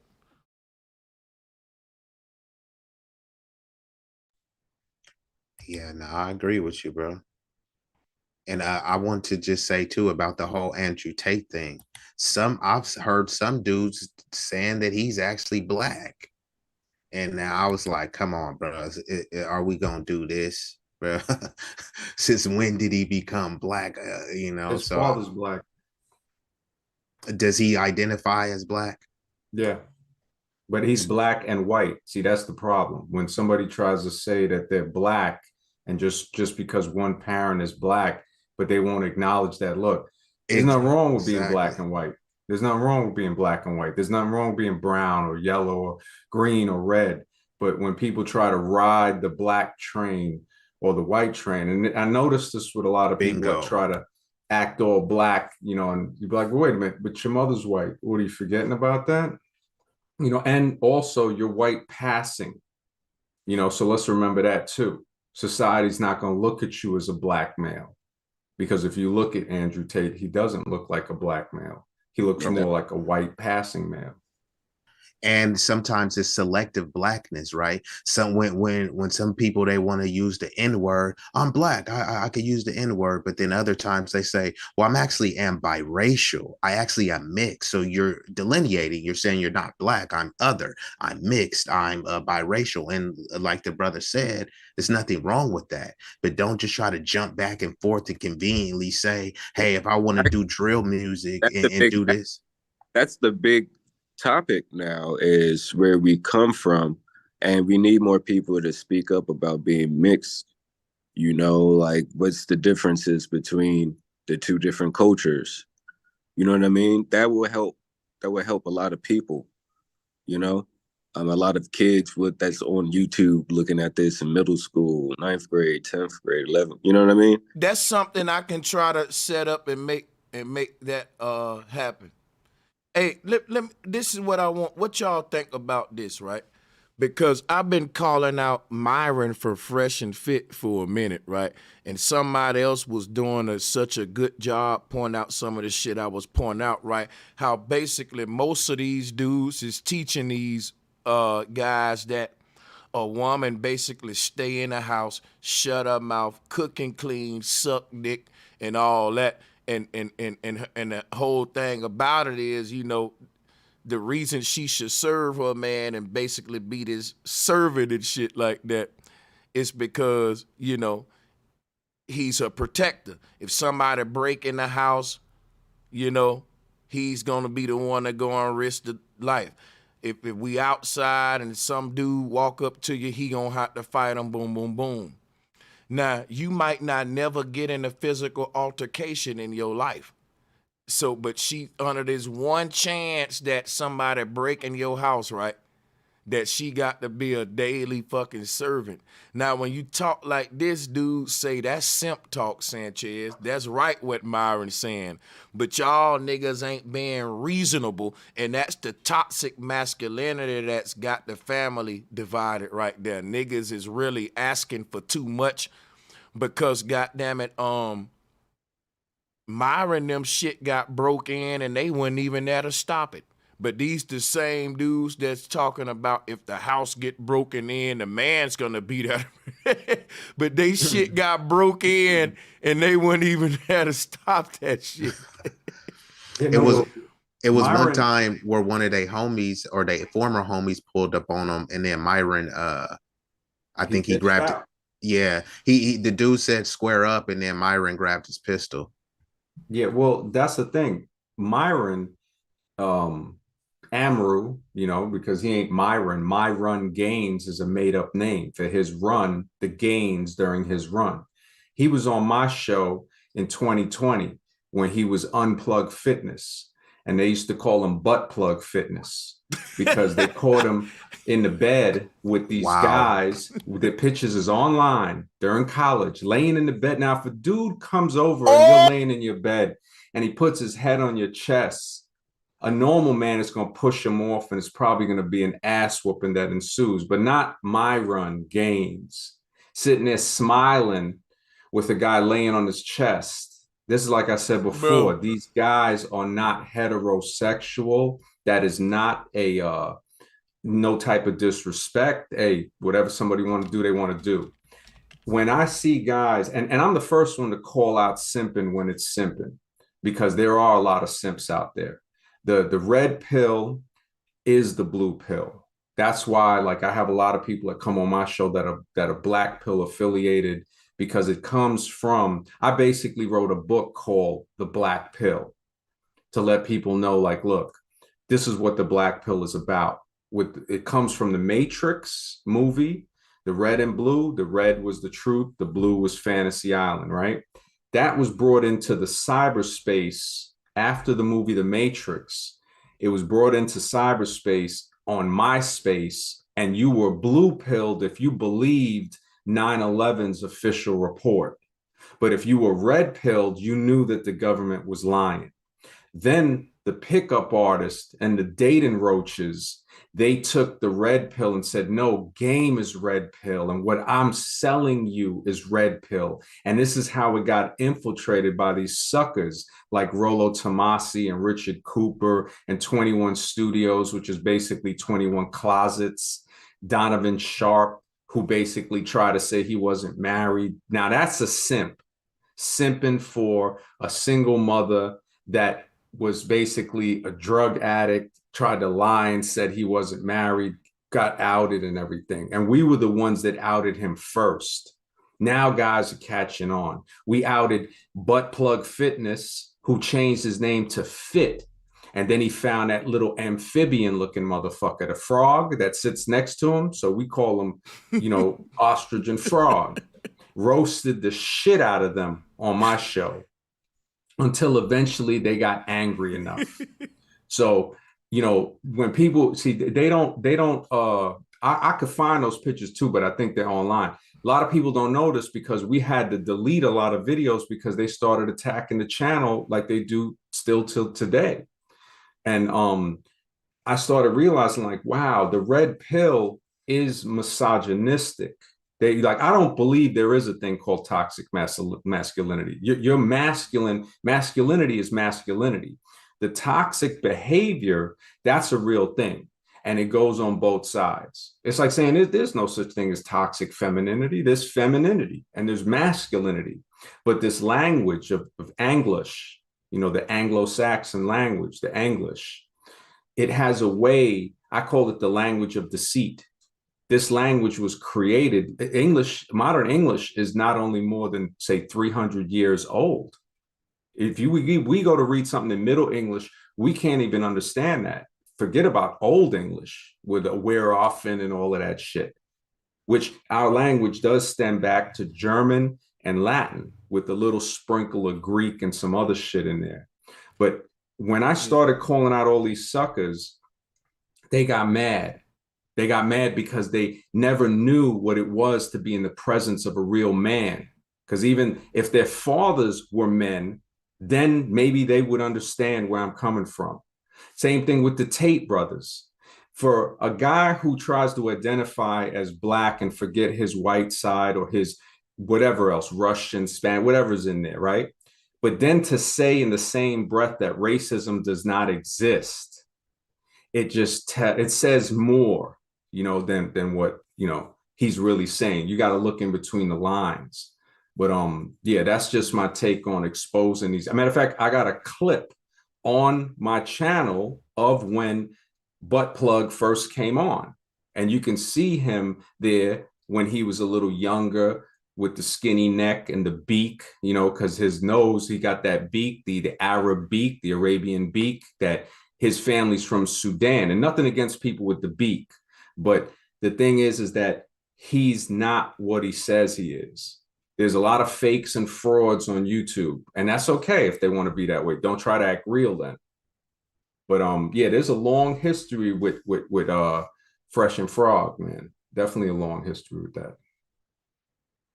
Yeah, these dudes were like and it's crazy how you got this whole push of, I hate to go here, but non-FBA people, because Fresh and Fit is non-FBA, Pearly Things is non-FBA, and it is like when we talk FBA or grassroots shit, look at the people that came into this shit and really rose to the top, and they ain't really catering to black men. They're catering to this red pill concept, which is mad, outraged white men who created the first Manosphere.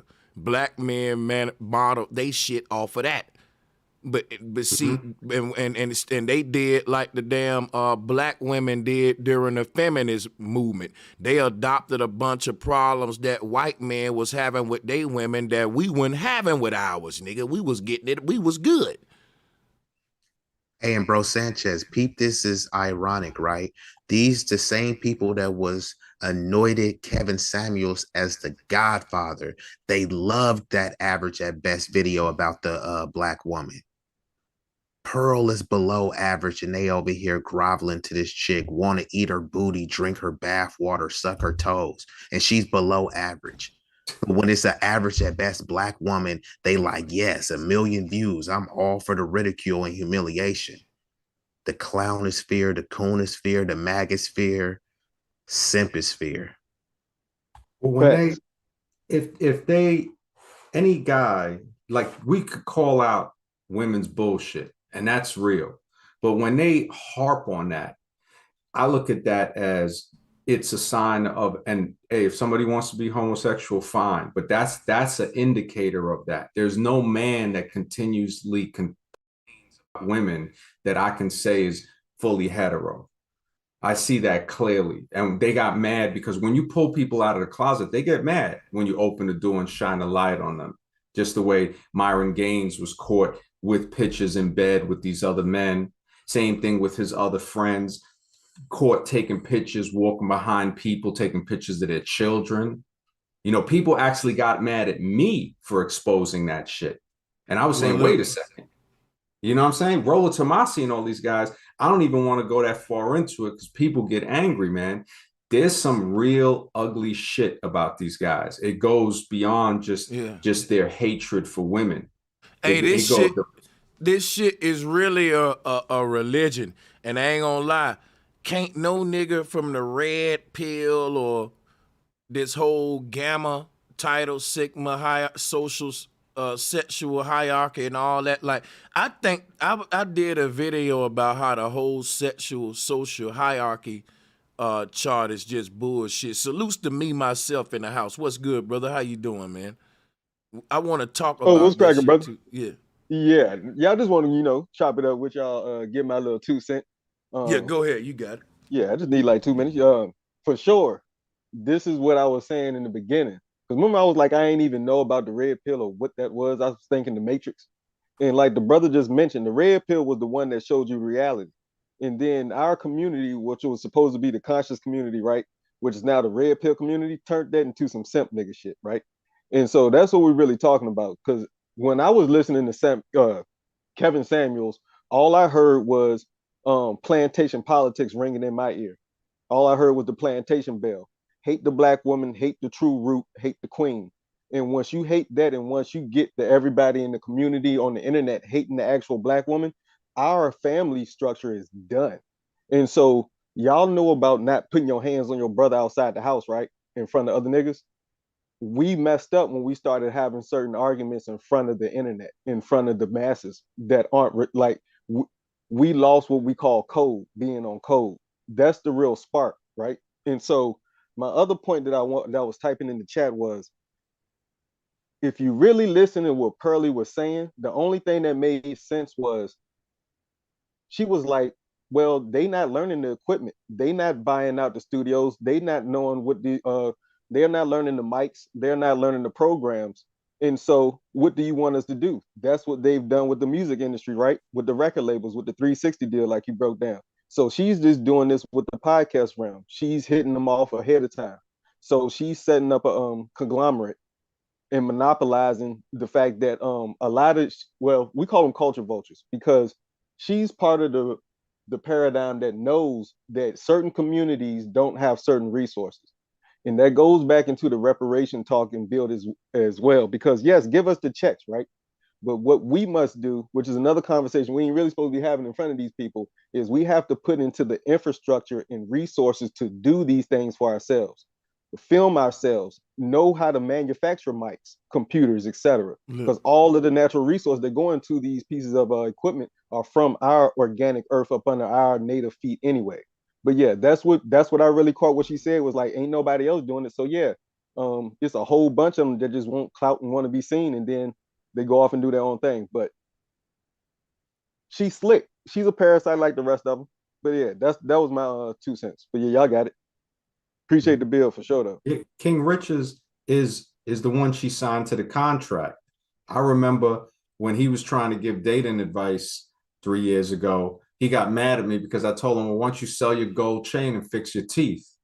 And, you know, because I just say normal, real shit, because that's where I grew up in New York City like that. They get mad. And I'm like, look, you know, it's nothing to fight about or whatever. And that's the first thing they go to. Oh, whenever somebody in the internet says something about that, I already know, you know, like, come on, man, this is where you at.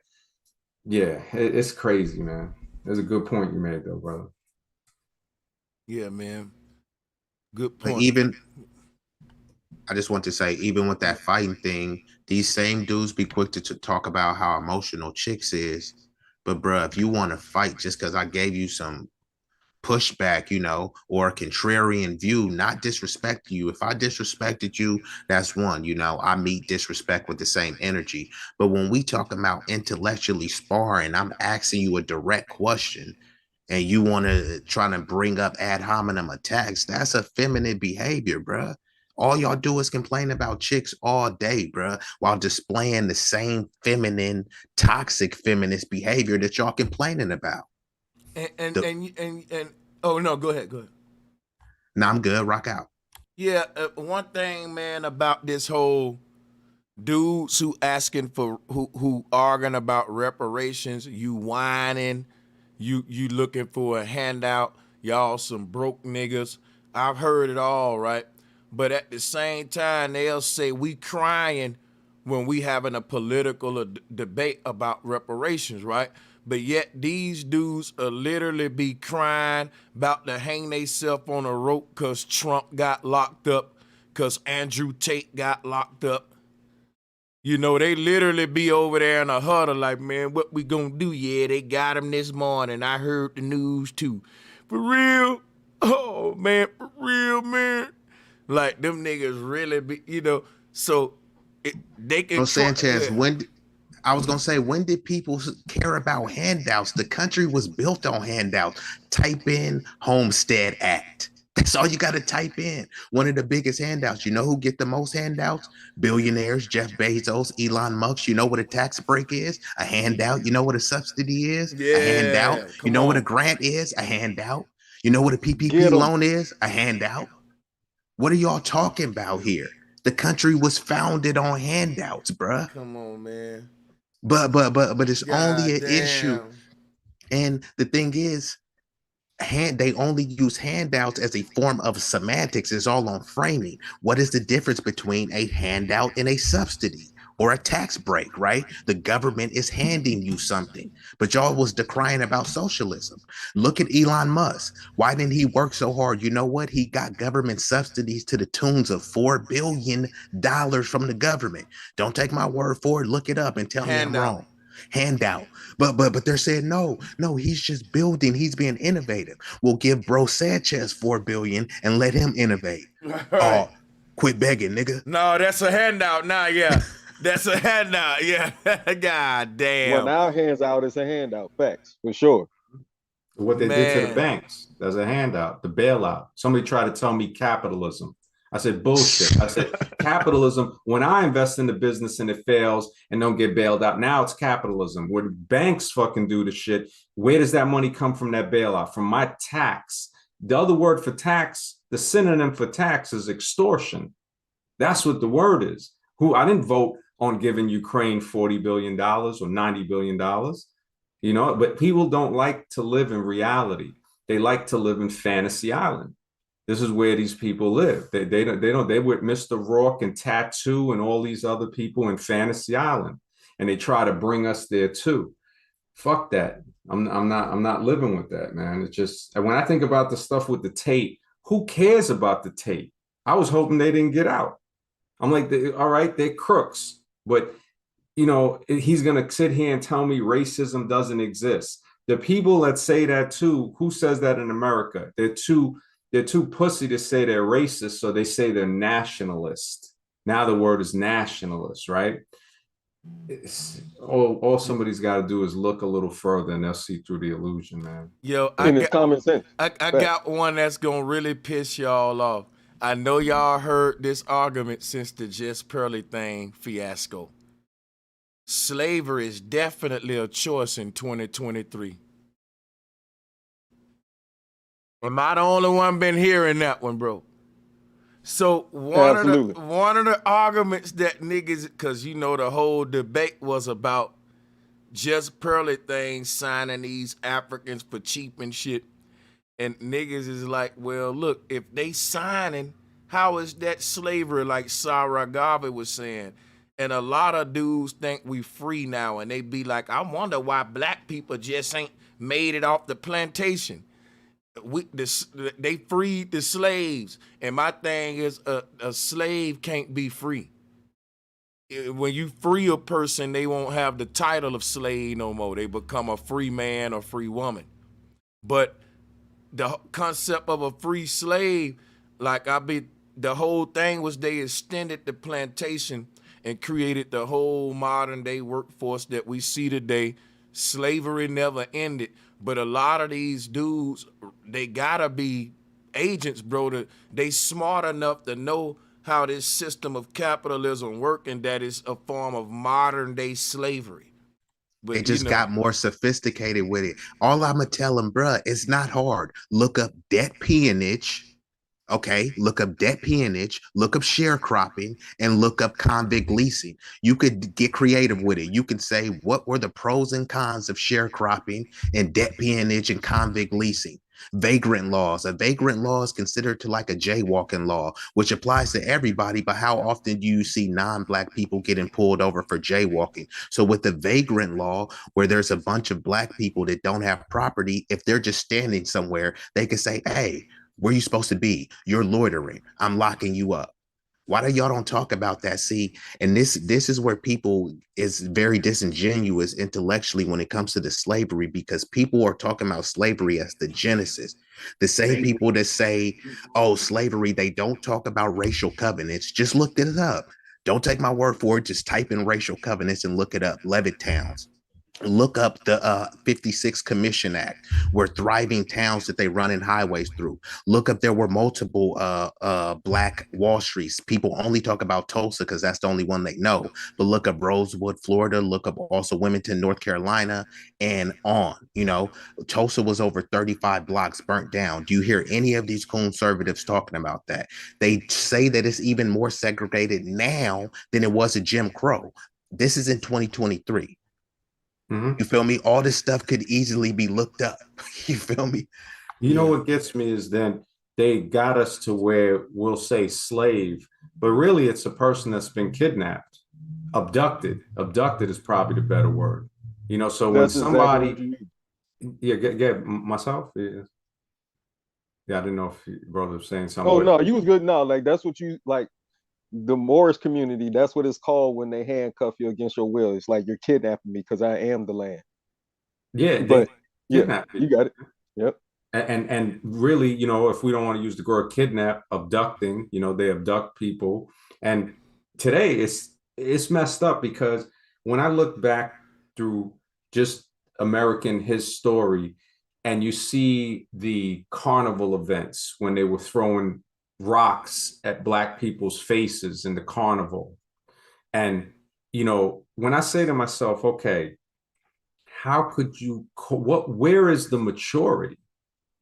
You know, you look at people doing shit like that, and today it travels down into those things where they throw the rock or the ball and it dunks the person in the water. That was because so many black people got brain damage and got fucked up from having rocks thrown at them. The game dodgeball comes from that too.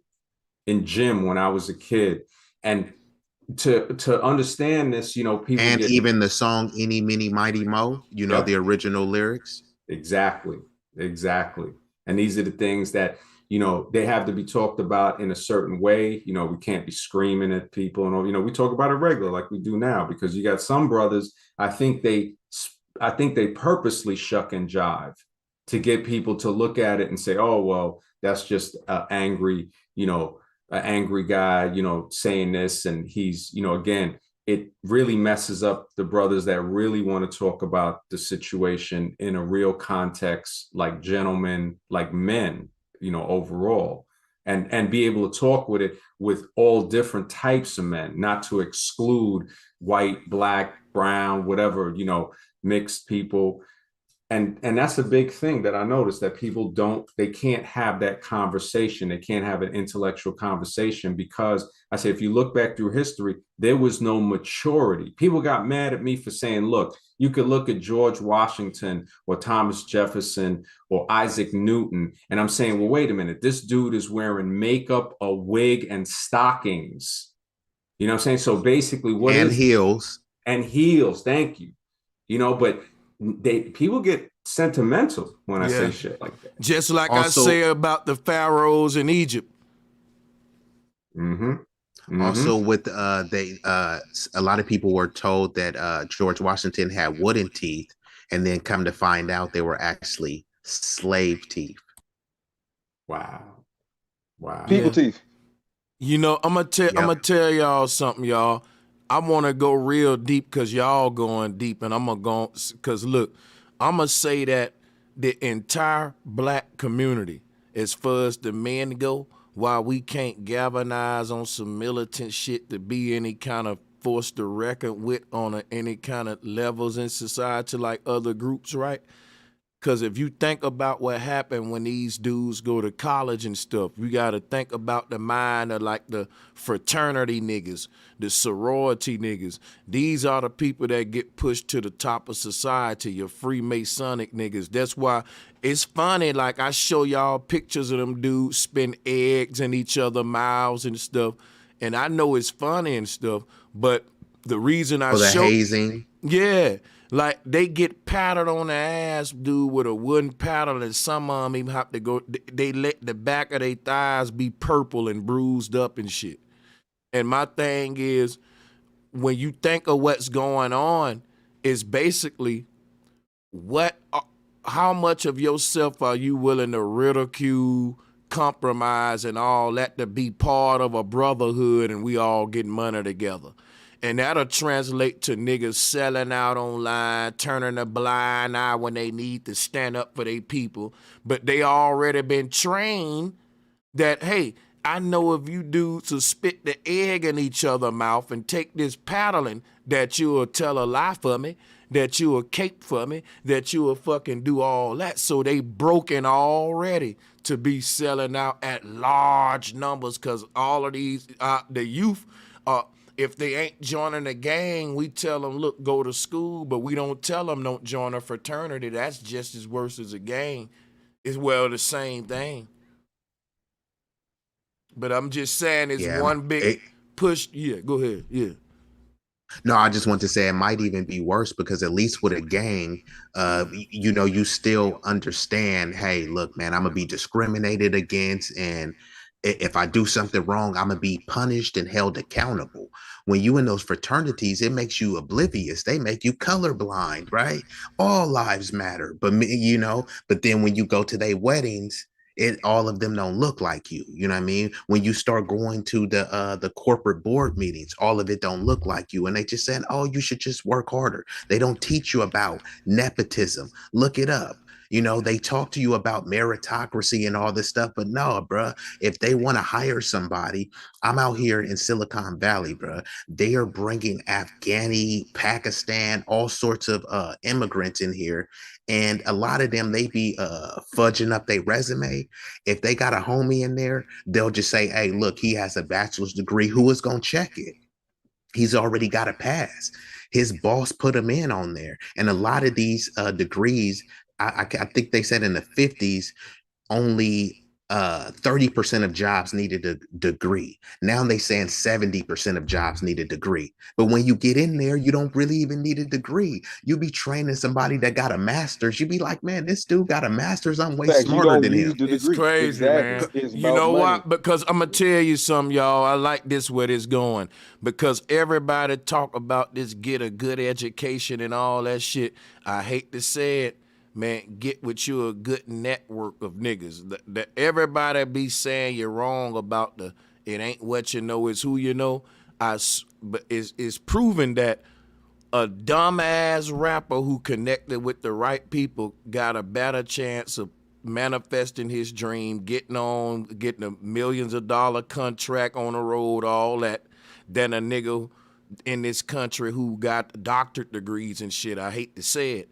Now look, your ass still gonna go far with your degrees and shit because you made affiliations. I'm just saying, if you got a bachelor's degree and I got a bachelor's degree for the same thing and we're applying for the same job, but I'm a Kappa or I'm a Mason, I'm getting that job, dude.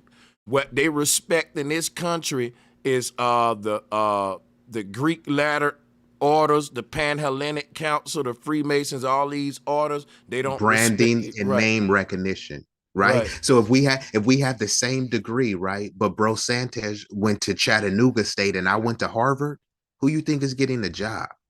Same qualifications, but I went to a different institution that's more prestigious based on name branding. I'm gonna get the job over you off that alone. And so what they used to do on the plantation. And no, you fine. But look, me myself, that show how the rich monopolizing that shit. Because if you can't afford that shit or didn't get a scholarship, you can be smart as hell, but you went to a poor college, and the dude who dumb as hell, but they was afforded to pay his way into some. So it's basically for the rich to get this out leeway. But when you talk like this, you lazy, you making excuses. You know what? The truth is that we telling the truth, and it hurt these niggas. They want to still believe in the American dream, but and you know they killing the messenger. Salutes to my nigga Key Norfolk too and JT. Glitch Soul, I see. What's good? You know, I want to say one more thing, and I'm gonna pass it to everybody else right that's new on branding, what they used to do on the plantation. It's all plantation politics, people. They brand you so they know exactly where you from, and they know exactly what tribe you from or what Greek order you from and how to treat you accordingly. Guess what they used to write you when you need to leave the plantation? A note. Guess what they call money? A note. So that's what I wanted to chime in when you was arguing with Taz and you were saying like they just extended the plantation. Absolutely. It's all plantation politics. You can revert everything our struggle right now back to the simplistic shit that we watched on Roots, for sure. From all the different types of Negroes to all the different types of whites, the ones that treat you right, and I put that in air quotes, and the ones that treat you bad. So that's what I'm saying. All the language and the lingo we're using is directly correlated to plantation, from what we call money to branding to clothing to everything that's going on right now, including the black girl that was giving her the hands that just won the championship versus the white girl that was doing the same thing when they was whooping up on the other team. And the back and forth, the differences between us being in the same situation, complaining about something, they call it a handout when it's our handout. But yeah, y'all got it. That's all I wanted to throw in there.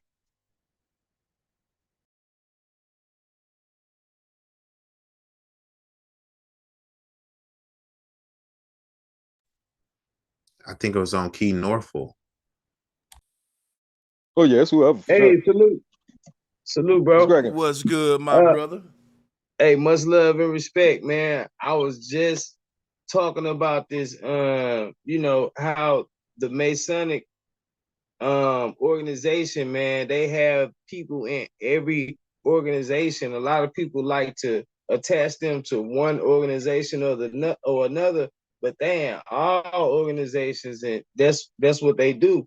They help pull each other up.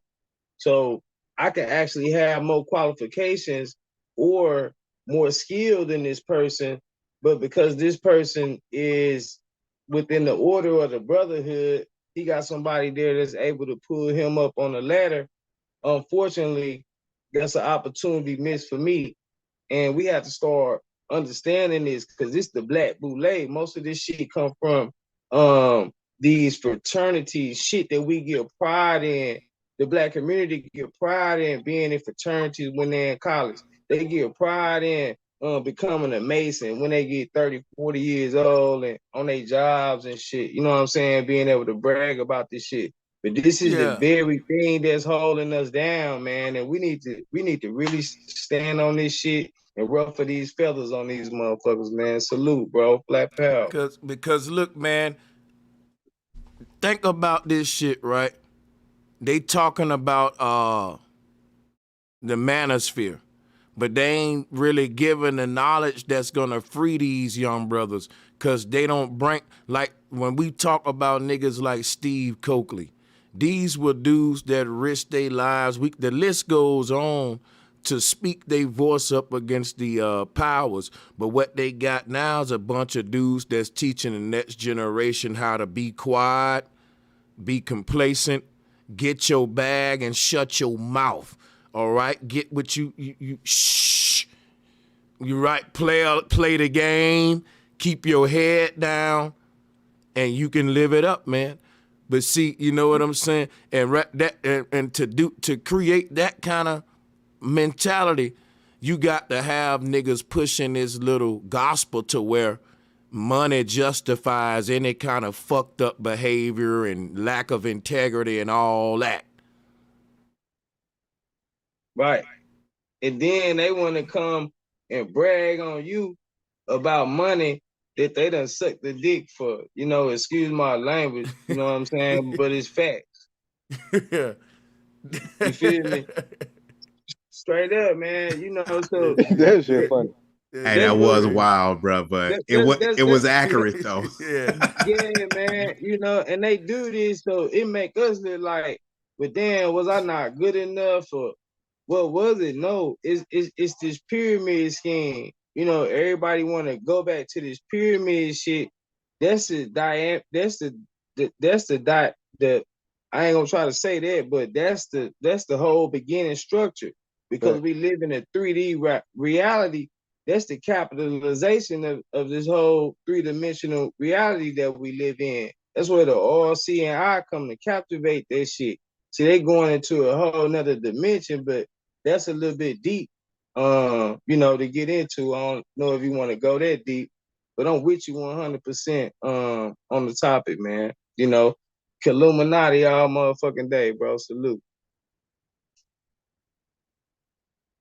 Yeah, being buck broken, going back to the plantation, what you was talking about. They only allow a certain type of leader to lead us, and those the ones they done broke.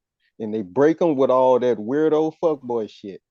And then they become effeminate, and we wonder what's going on, what's wrong with us. It's just like, nah, we weren't willing to be broke like that, bro. And it's like, yeah, so that's why certain people get certain type of clout with certain type of views. And look at Anton Daniels' king photo with his crown. What grown black brother in this adult age with a wife or whatever, right now I'm bringing up nobody family, but in general, grown man puckers in his picture. Who puckers in his picture? So yeah, y'all got it. That's all I'm throwing there. That's my 2 cents. Hey, bro, I had to unmute for that because that's one of my pet peeves. I don't like the chicks doing the duck lips. So any grown man doing the duck lips, that's immediate red flag. Imagine the hardest nigga on the block doing duck lips. Like, would that be allowed? How you move amongst your people with the pout pick? Hey, now we starting to see why niggas wasn't fucking with you. Now we see if you was going around acting sassy and effeminate and doing duck lips, I see why you wasn't. The more y'all say duck lips, that shit get funny and funny, bro. Hey, bro, who was doing the duck lips, boy? Hey, and that picture old, so he actually was doing it before Jonathan Majors. I'm just saying. Hey, was Oh he doing the man. duck stance? You know they got a duck stand that go with the duck lip. Oh shit. Call him Pucker Le Pew. Hey, what Niggas kind gonna, of jeans this nigga had on? hey, niggas gonna be like, bro, Some echoes. Niggas gonna be like, who is your dating coach? Anton Daniels. You mean the duck lips guy?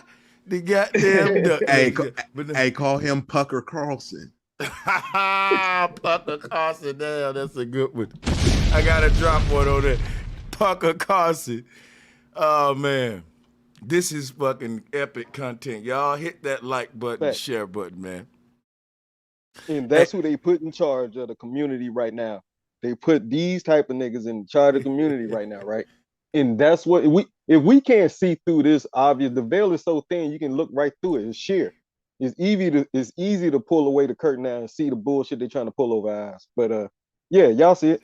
Hey, watch this real quick, and I'm mute my mic, right?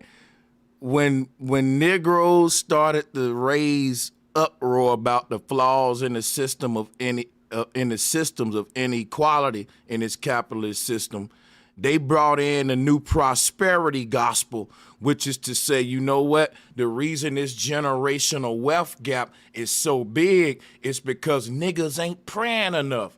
You ain't tithing enough. They brought in a whole new generation of prosperity gospel. People, is so many of our people still going down that fault. Anything to not make us talk about the real issues, which is systematic issues, and we all know it. But when you bring that up, you whining, you complain and all that, boy, you ain't praying enough. It's the Most High.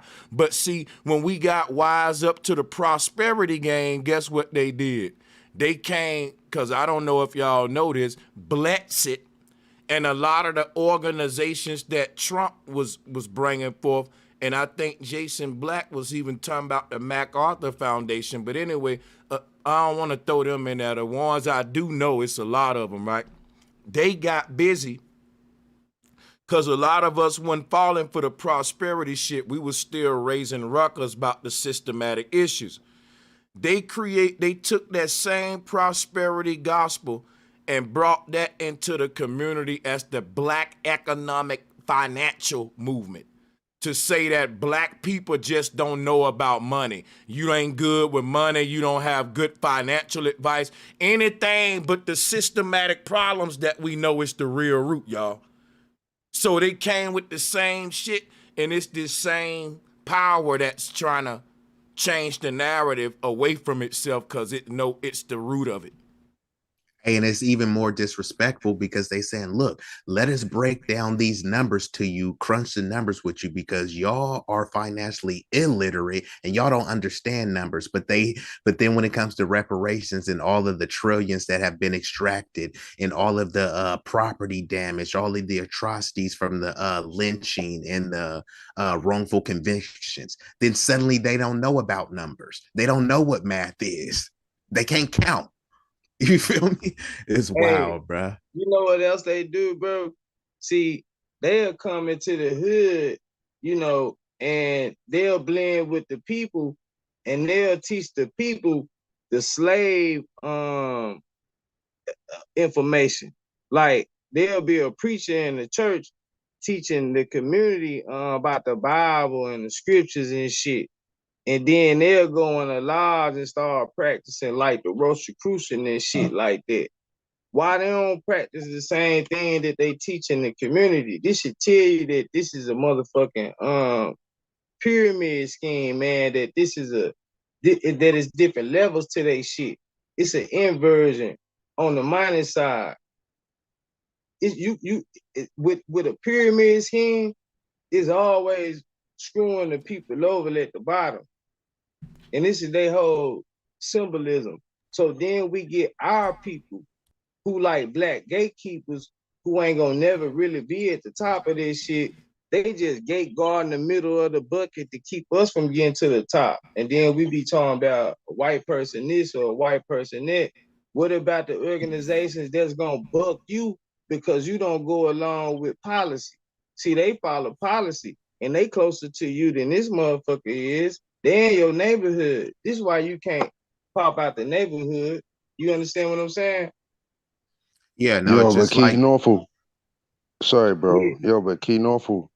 Do you think that like everyone can make it? Like obviously there has to be some kind of parameters around making it. Everyone can't make it. So obviously I don't Oh yeah. agree with all of the secret societies and all of that bullshit. But obviously everyone can't make it. So No, you know what I everybody mean? can make it. That ain't the point. The point is that a lot of people are already programmed to the fact to follow these different little things. Like our children go to college. And then our children's, hey man, what's something I can do while I'm in college? Or I could be a Delta, I could be an Alpha, I want to be a Kappa. Damn near every black boy who didn't know no better wanted to be a Kappa. But see, what they be doing behind closed doors. And what's the ultimate agenda of these niggas when they reach the level where they can, Yeah, you right. Like these are some real cliquish ass niggas. You know what I'm saying?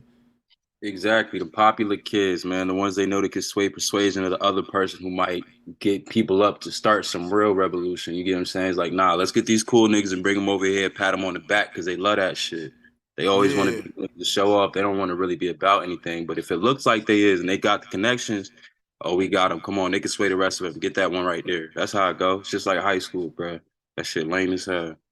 But you see with clicks though, bro, one thing I know about clicks is that you only click with niggas that are like you. So if we got niggas from our community or the so-called black community clicking with these like Jay-Z clicking with all these rich small hat guys, then that means he was like that from the beginning. It doesn't mean that, you know, like they persuaded him in any kind of way. He was like that. If you click with niggas, they're your niggas. It's as simple as that, bro. Hey, I feel that you was looking for it. Yep. Hey, that Pucker Carson was a motherfucker, boy. That Pucker Carson. God damn, man. Y'all niggas is on it though. He gonna change that profile picture after he watched this shit. No He's more. gonna have to. But and answer the question, because not to cut you off, but Key was asking the question about what they be doing behind the scenes. They be making scrambled eggs. I just want to throw that out there. Hey, you gotta gargle that shit before you spit it in the next nigga throat mouth. Hey, look, think about this, right? The most hardest things that you got to do to join the frat is spit eggs in another man's mouth, because now that's damn near sexual. You wouldn't do that with your wife. So they making you do acts with another brother that you wouldn't do with your wife. Like, then you got to bend over and let him paddle you. That's taking hard wood on the, getting you trained to take. I hate to go here, but think about it. People may say I'm weird, but no, whoever thought of that is weird, because it's so many forms of it. Think about the black man in America. Like, I brought this up one time. In the Amazon, for you to prove your manhood, you gotta put your hand in a little ant glove. Them ants be biting the shit out your hand. They like the deadliest ants in the world. Not deadliest, but the most painful. But anyway, just, it's so many different bizarre things people do to prove that they're a man. One of them is not spitting in another man's mouth. Because when you talk about joining a frat, like all of these places that's talking about manhood, masculinity, they really promote fuckboy behavior on some real shit. And a lot of they promoting like jackass behavior, a lot of homoeroticisms. Like all of the people that talk about drag shows, they be in this fraternity. And look, they want to talk about black culture all the time, but whose culture is those fraternities? I think it's really goofy that a bunch of black peoples at the BCUs is stepping and stomping for some Greek. When you think of everything about Greek, even when somebody is talking about booty sex, it's a term. Say, hey, do you want to do Greek? And then Bro Sanchez already broke down. They got a bunch of statues of dudes with their dicks out. Hey, Then bro. I'm just saying, bro. You just went the fuck off, bro. Like, we got a bunch of grown ass men jumping around, barking like a dog. You know what I'm saying? Then they got females sitting there, telling their shit who want to fuck these niggas after. Bro, that shit crazy, bro. Oh, and Bro Sanchez, this actually where they convert a lot of the cones because they had these wild parties, and these dudes are willing to throw up a lot of those Beckys for the let's say the sexual slaughter. Like, go ahead, Mandingo, ravish these chicks. We gonna film that's it. what they doing. I promise you. I'm a frat party hopper. That's me right here. I ain't go to no college. I just jump from frat to frat to frat. On Halloween, man, I promise you, Halloween is like Hugh Hefner's house. No matter what frat you go to, a major college, a major city. What about spring break? It's spring break right now. That too. Yeah, that too, bro. But see, I'm older now, right? So I'm looking to just get a house. That's all I'm focused on. Just getting a 2-3 bedroom. You know what I'm saying? But I promise you that's the reason why they're effeminate is because they were forced. They've been buck broken. So that's one of the main reasons I think that they hate on our black women specifically, because they know that that's the root of all things feminine. Hey man, so can I tell you? I feel like salute you everybody. know, that's the reason why. Bobby King. What's good, Bobby? What's up? Baby. What's up? I think it all go back to like these brothers. Y'all attached to like the Greek pantheon, this Alpha Sigma shit to these people, because I'm gonna keep, you know what I'm saying, reiterating that lineage of how these brothers looking at themselves. Like, all of them come from Sigma Beta out. Like, that's how all this Manosphere shit set up, and all of that is expressing boy love. Even within the fraternities, look at like the initiation processes you got to go through to be a beta or alpha or kappa or this or that. Like, it's some wild weirdo energy attached to all of that, and it's the same thing in the Manosphere. It's men praising other men. Look at all these men that praise Kevin Samuels, Andrew Tate. The list go on. Like, yeah, man. That's crazy to me that it's a bunch of men that's sitting up, you know what I'm saying, jumping out the window to be like, yeah, bro, you look what you did for my life and all that. Like, you know, like, I don't get it. That's why I feel like that's why I feel like they do like spitting eggs in each other's fucking mouths and gargling that shit.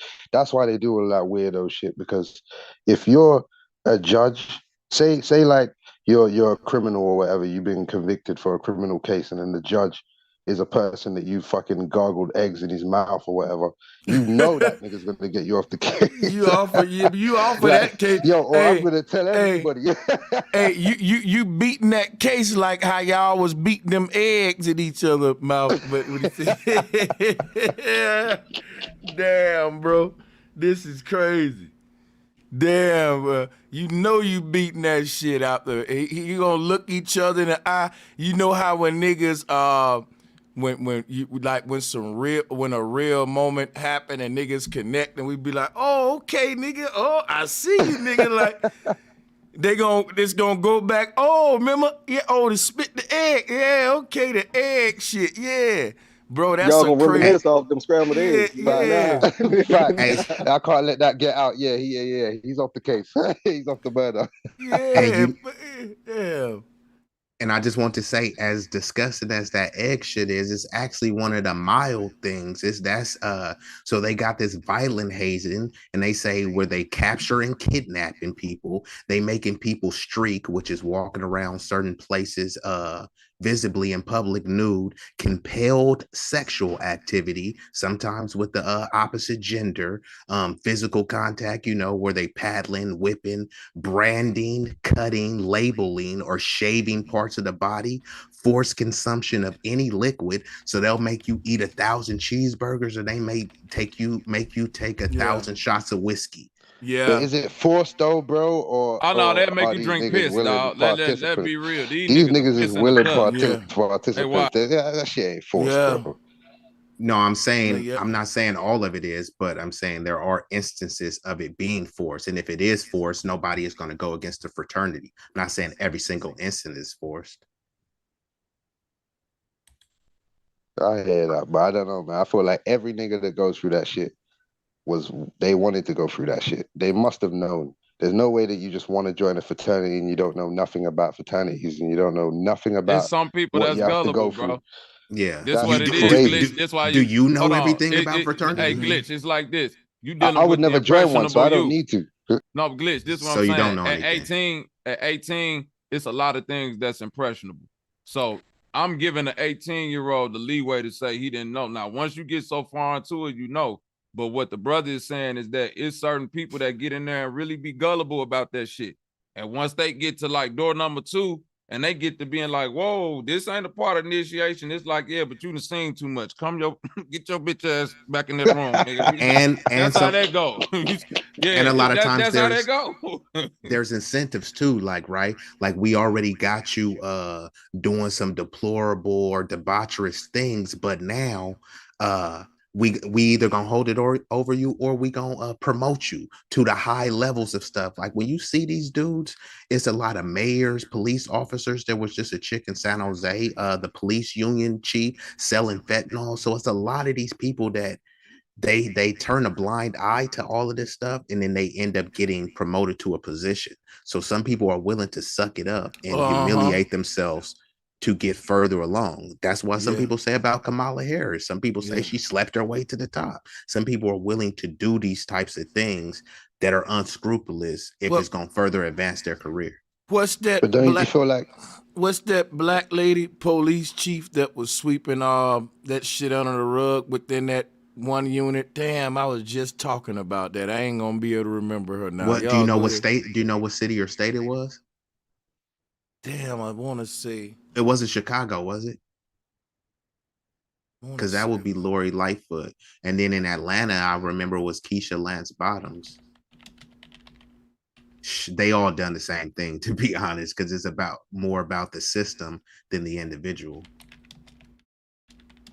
Yeah. Hold on, I actually got a crazy little question about the Greek shit I want to bring to your attention too. It's the symbol you be talking about. You was talking about the Dogons too. You see this Sanchez right here? Everybody, y'all see that? Yeah. Now think about when they make the grit, the lines in their face, that you see it. What if they somehow like bringing out that spiritual energy, knowing that they could be leaders? You get what I'm saying? These are people that have the voices, that popularity, the swag, or whatever you want to call it, to bringing them people, and they taking all this energy and sucking them out and put them in these niggas in these free bases and all this other shit. I was just thinking about that the other day, and y'all just happened to start talking about this shit. I was like, I seen the grit. I was like, damn, these niggas out here enticing. Because you see how hyped up they be all the fucking time. They out there enticing that energy, giving it away to this shit. Like, they know who they be grabbing. That's why I be saying, like, they grab You the know, motherfuckers, bro. you know, they signs and symbols are energy conductors for them. You know what I'm saying? When That's they what make I'm these saying. signs and symbols, it's just to conduct the energy of the masses. So all the people who be following this shit just kind of be under the guise of these signs and these symbols. This shit be conducting energy like a motherfucking electrical force. You be plugged into that sign or that symbol. That's why they stamp that shit right on you and just, you know what I'm saying? Exactly, because it's real science behind this shit. That's what I'm saying. That's Yeah, how they What you bro. saying with the real facial shit behind expression it. shit, bro? What you saying with the facial expression shit, bro? Basically, look at it like how a child get trained. Like, cause you were saying how they make this. It's hypnotism, bro. Like the steps to hypnotizing a person. It's like, look, you know, when you looking at a baby and you start doing this, and then they like look at you for a second, then all of a sudden they do this, then you do this, and then they do like, then you lock them in with you. Now they know what to do. They follow. It's a chant. It's repetition. You see what I mean? So when they get to doing the that's easy shit for a motherfucker to remember, repeat, and now you went to that chant of that cycle. You see what I'm saying? Now you done feel right into this shit. You know what I mean? It's just the same way you do a baby. That's what they break you back down into in the fraternity. A child, right? They put you back into childlike state and build you right back up into what they want you to be. That's all that shit is. This the lady I was talking about. They gave me her name. I just wanted to get for references because I think Sarah Lynn Davis. Yeah, well, I think one of the officers she covered for was actually on some pedo shit allegedly too. I don't know, or some grape type shit, but I don't know. But yeah, what happened with her, bro? Memphis. She was in charge of the She was in Scorpion Atlanta. unit. She was in Atlanta, and then she got transferred to Memphis, and she had the Scorpion unit, who was the ones full of black people and a couple non-black people who beat Tyree Nichols. Also, Professor Black Truth did a good expose. She was trained by Israeli forces. Now, why would the Israeli special forces want to train this lady? But you know that's something that I'm would about take to a tell you. different. I'm about to tell you Nah, right now. that's real crazy. You gotta look into these people background. I know a few people that was trained by the Israeli forces. It's simple, but it's kind of deep. Remember, I told you I was dealing with the Hebrews down in Atlanta. A lot of them moved young from like Chicago to Atlanta. Then they went and actually established themselves in Dimona, Israel, right? Once they started having children in Israel, them children was eligible to go into, you know what I'm saying, the military and all that shit over to Israel. And a lot of them that was raised in Israel started coming back when they got grown because they ain't like Israel. They started coming back to Atlanta and shit like that. So I believe that's her. I believe she was a Hebrew Israelite, or her people might have been one of them. You know what I mean? Because I know a lot of that's people a crazy that connection. was born over, bro. I swear, I used to live in Atlanta, so I know a lot of people that's like straight niggas, bro, born in Israel, got raised over there, like was in the military, Air Force, got trained in Krav Maga, all that shit, and then like got tired of living over there and came back to Atlanta. They got dual citizenship because of their parents and like how the situation is. It's crazy. But look, guess what this shows though? It shows what we was saying earlier about it ain't what you know, it's who you know. And goddamn it, some people above the law, bro, outlaws. And then like this woman was covering, you would never think a black woman to do no shit like that. She was the perfect one to be in that position. We may be, cause here go the game. They hit y'all with, this the first black woman police chief, and they got them somebody that they know they can compromise, use, they can make them the scapegoat and shit. And they could shield from criticism by saying, you're racist.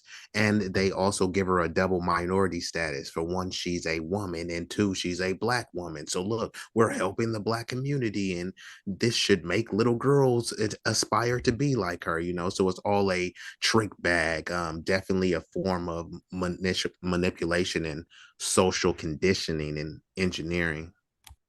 And it's to keep us identifying as the word black, knowing that the word black has negative connotations before we even call ourselves black.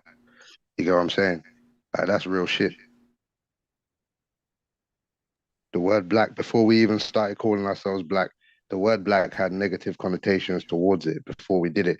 And now we're trying to make the word black positive, and it's never going to work. But I hear what you're saying. The black, the community and all of that, but we're not the black community. You know what? I'm going to be honest with you. I think at this point, we just use that shit for lack of better words. That's what I was gonna say. Facts. No, I agree. But do you agree that we need to stop? I feel like we need to stop calling ourselves something negative. I'm gonna be honest with you. I think before a bunch of black people get together to decide about what we need to do with the word black, we need to learn how to get together. Let me say that again. I think before we get together, I feel you, man. You can change the word black. I'm with you on that. But it's so much other shit I think that we might be last on the list of the things. That is definitely is dead last on the list, because it's let like me the just chore list. That's the last chore you gonna get done. That black thing. Yeah, because let me just give. Honestly, that's the first thing we need to do. Nah, we can go ahead. We can go back and forth. You, bro. Hold on. Let the first thing. Hey, that is like, number let me just one say this real quick. Let me just say this real quick, because what you said, Glitch, I'm not entirely disagreeing, but where your point I feel is incomplete, because you said that saying black has a negative connotation. They was calling us Negroes, mud ducks, mud sharks. All of them had a negative connotation. They call us niggas, negative connotation. African Americans. Trump said Africa was a shithole country. All of these sound like negative connotations. FBA, go look on Twitter. Are they saying positive stuff about it? Negative connotation. ADOS, negative connotation. So, like, if you say I'm a melanated person, black, but everything you said in it has black. Everything I said has a negative connotation. Negro. it comes from France, or not France, sorry, Spain or whatever. Yeah, it means black. That's just the Spanish Okay, word for black, glitch. This negro. this what I So it's want to understand. No, listen to me, brother. The people who so-called put us in this position, however you want to identify them, the first agenda they had wasn't trying to re-identify motherfuckers. That was one of the last things they did after they actually took control and all that. Then they started throwing out misidentify. They took control first, so that's what they got together and took control. So at the end of the day, I'm not disagreeing with you, but I'm saying that's something that we can settle once we get back to control and the narrative, because whatever we decide, the people control the narrative. You see what I'm saying? Niggas right now saying don't call me that, and they still be like, nigga, you black, because I control it. So I'm gonna call you what the fuck I want to call you. And glitched, what's the alternative? Because I've heard several people say that we need to stop using the term black, but then they don't follow up with any suggestion. All right, cool. Let's just say I want to drop the term. What is your alternative term that you would like us all to identify as collectively? I wouldn't. I never said I would like us to call ourselves any particular thing, but so I y'all feel have no like term. You saying scrap the term, but you don't have a backup term to By replace? default, you no, I gotta don't. have No, but one. the thing is, look, I don't agree with the terms, because you see the terms. See, when you get into terms, it starts to get into the point where it's like with the whole trans community, they got all these new terms, and they got these terms that they feel like, yo, my term is oppressed more than your term, and this term is oppressed more than that term, and everybody's fighting for their oppression, and this, that, and the other. I don't agree with terms, because you see, when you start labeling things, that's when you get the victimization, and you get the, oh, these people are against us, and you get the us against them No, mentality. that ain't when You get what I'm trying to say? and I no, get that's what when you. you I get do no, understand what when you're trying to say. people Though. no, Oh, that's yeah, when you go get ahead. people who dealing with their lower consciousness that feel like that. Identifiers are some identifiers is there for a reason. Now, if it's people that want to misidentify themselves, like you just said, the trans community, these people who choosing to misidentify themselves. So that ain't got nothing to do with me. You see what I'm saying? No, but we're Identifiers I put misidentifying ourselves. That's the point I'm no, making. We're no, misidentifying ourselves, no. calling We ourselves Hold black. on. according How could you say that we're misidentifying right, but ourselves that's when you according haven't clearly right, stated and you ain't even gave the identifier that you're you can't say we The word because black existed before hold on. before they This in started labeling connotative black language. people Hold that. on. I got you easy. But this connotative language, like they say, for lack of a better word, when we speaking connotatively, like amongst each other, we just throwing black around. I don't know what you identify in your personal life, just like I don't know. He can go and say he a Haitian. You know what I'm saying? The next man could go say he this or that. You know, we use black just as a general term when we conversating in these spaces. So No, really I when know it that, boiled bro. I down know to that. I use it too, bro. I use it too. That's what I'm yeah, saying. I use got it you. too. But at the So same what time, are we talking I about? feel as if So what we saying? as a whole, It like ain't we never do gonna need be to as stop. no whole, brother. It ain't never No, gonna no, be as no whole no, because but you look, but can't as a say we whole, no, need to but no, stop but look, no, labeling. but wait. No, but wait, look, as a whole, we call ourselves black. And I'm saying there's a reason why we call ourselves black as a whole. And I'm saying that reason needs to change so that we stop calling ourselves black as a No, it whole. don't, bro, because you take control. Listen, that's the same way they said you need to stop using the word nigga. You dealing with people that's able to take words and things and transmute them to use them connotatively how they want to. The same way when I say, man, them some bad shoes, that don't mean go throw your shoes in the garbage. They worthless. We take language and we twist them and use it to our will all the time. So if black meant something where they were trying to misidentify and label us, now we're using it as a general term to find some type of bond between people.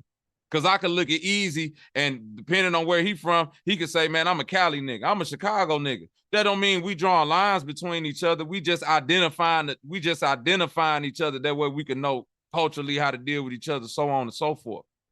People who don't want to deal with identifiers want to try to draw you into this big melting pot where you ain't got no identity. If we don't say black, we're No, gonna but be black is saying not an African identity, because American if or I'm black nigga. from London, right? If I go to Africa, I don't have the same identity as them kind of people that's out there.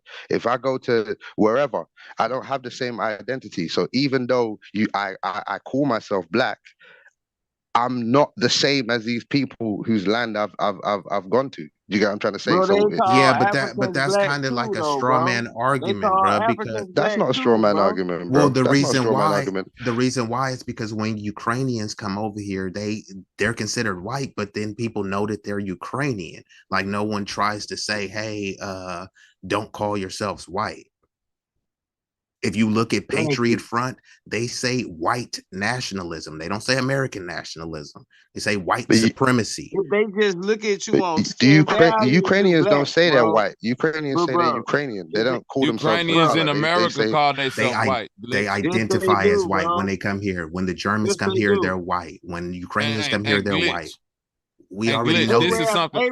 Arabs white when they come here, bro. So what are we Correct. Arabs talking are white about? when they come here. Hey, We no, hold but on, can real what you use quick. the term for identify better as doesn't words, matter. bro. I don't care what a person identifies as, bro, because you This can what you identify gotta. as a dog, bro. Hold Okay, on, so So it then, doesn't matter. If you're that Ukrainian, then defeats your argument because then black shouldn't matter. If you But this saying what I'm. that, no, but black is an identity that you're choosing to identify as. Glitch, That's the we're point not, I'm making. but you missing, no, the Glitch, you missing this point.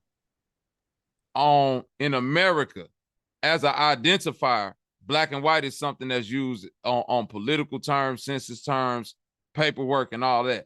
I don't know how it operate in England. I don't know if y'all use black and white It's the as same. class It's the system. same. My passport Okay. says black British. It's the same.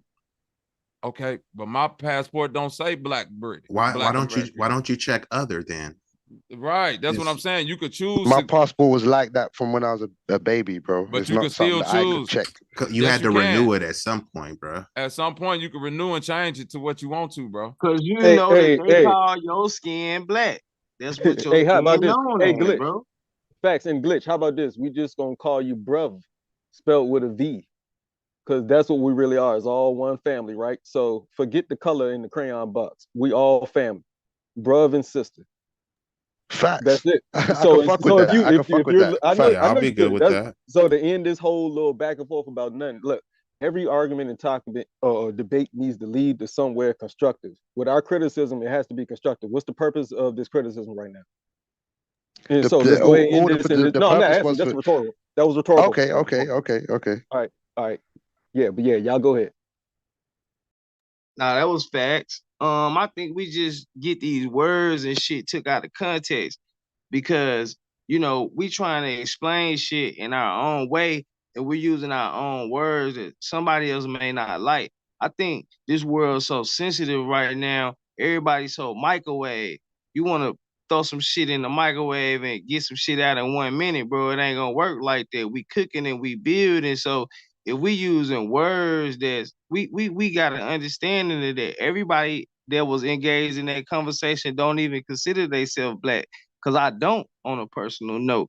But when I'm talking to other brothers within my skin tone and I know the world look at us like we black, bro, of course I'ma agree with my black brother. Thank you. But you know what bro? it is though. But my thing is I can't exclude and I can't ignore the white people that I got in my family, bro. I'm not gonna ignore that. I'm not gonna ignore the knew it was half black, some, half bro. white So I children. knew that's what it No, but was. bro, I knew that's what that's a personal bro, we issue. all have, bro. We all That's have, a bro. personal We all issue. have. We all got a Glitch. cousin. man. We all got a cousin with a white woman. Glitch, We slow all have, down. bro. Glitch, slow down. Slow Mixed down. soul. It don't matter what's in your family. It don't matter. That's fine. But I'm saying this. I got white people in my family. I got Mexicans in my family. I got Arabs in my family. Guess what? Ain't none of them call me when it's time for the white check or the Arab check to show up and say, hey, hold on. It's black people in my family too. Them No, niggas need that's not the point I was making. The point I was making is the children. No. Wait. The point I'm making is the children, because the children that are half black and half white, what side do they choose? Do they choose mom's side? Do they choose dad's side? What color are they? What are they? Are they black? You can't do that. No, but you can't expect children to do that, bro. You can't expect children to do that. They don't do that. Children don't do that. Children don't do that, bro. Hold I on, know children don't do that. Let me talk. Police will do that for them. See, when I'm being my children, I'm in my children's life. So of course they know who they are. But when motherfuckers is having babies by people and then you leave them with them, then that's all they're around. Of course they gonna be confused or what they supposed to choose. You understand what I'm saying? It ain't no choice. You black No, and there you always white. is a choice No, because I'm you saying see if you're you see if you're no, there always is glitch, a choice, bro. Come on, there's always a choice, You gotta and I'm let. gonna Hold on, tell you listen, how. glitch. All right, go on. Listen, bro. It's no choice. You're black and you white. I got a nephew right now that look like a little white dude. Nigga got blue eyes and blonde hair and all of that shit. Mama black as me. Guess what? He's black and he's white. He experienced all sides of his family. Just like I know some that's black that only grew up on the white side. I know some that's white that only grew up on the black side. Point being, when they go out into society let them know very well. I got black nephews that grew up in an all-white neighborhood. Them niggas more proper than Carlton Banks, don't know nothing about. When the police fuck with them, they still ain't seeing no white dude. And they So mix. is it society? Yeah, is it society? Bro, Yeah, you live in or the is it their world. You don't live behavior? in. Is it their behavior, or is it society that is the product of the experiences that they experience with the When police people and all say, that shit? is it their Like what you said. behavior? Now answer the Now let me question, ask you please, this, bro. and I'm finna answer it for you. It's both, because you is just as much a part of society as you try to separate yourself from it. So when people say it's society, they try to talk about society like they outside of the society that they judge. You're in the society too, motherfucker. You can't never get out of I know, society. but I'm saying, but my point is, it's your the society behavior when you within the society usually dictates how society treats you. Am I wrong? No, it don't matter. That's what we No, it saying. don't You could matter. just have black skin and the police No, and fuck nigga. that be I'm racist on you, saying bro. usually That's what we your saying, bro. behavior Usually in the shit. society This dictates is why how we you're need treated in the niggas society. who Am I grew wrong, up in bro? America. No, this is why we need niggas who grew up in America to So talk what do on you shit teach your like this. children? So what do you teach your children? Do you I teach teach your my children to be children when they decent and go on? I teach my you children when wrong they on get this stopped one, by the Glitch. police. I teach my children when they get stopped by the police, keep both hands on the wheel where they visible. Talk to them folks with respect, and move very slowly, and keep your license and your registration right where they can see it, because they on bullshit no matter what. Even if they ain't on bullshit, move with caution. I don't know how it work over in England, brother, but I'm saying It's over here, exactly the same, bro. no, it's not Obviously exactly not, the same. man. It's Bro, not it's the exactly same. the I've been same. stopped by Stop. police. I've been stopped by Stop. gun police in England, and I've been Okay, stopped by I'm gun gonna leave police you. in America by the DEA in New York. And I'm saying it's the same, bro. It's the same thing. Hold on, They when draw you their said guns the same. It's the same. Yeah, okay. Yeah, I think what we complexion gotta are be you? smarter than the argument. We gotta Yeah, be what smarter I'm than the complexion black, are you? argument. bro. I put my camera on. I'm black, bro. Yeah, he is. No. And listen, we gotta be smarter than this argument, because there's obviously two worlds, right? There's the world you're raised in within your house, within your home. In that world, when you leave that door, is different. Thank you, bro. Now look, both of sides are agreeing though. He's trying to understand though, should we get rid of the construct that the outside world has put on and labeled the inside world, which is us? You can't do that. Yeah, now here's what I'm saying. I know. You want to know why me, No, myself? I'm about to explain it real simple, because y'all just tried for like 5-10 minutes.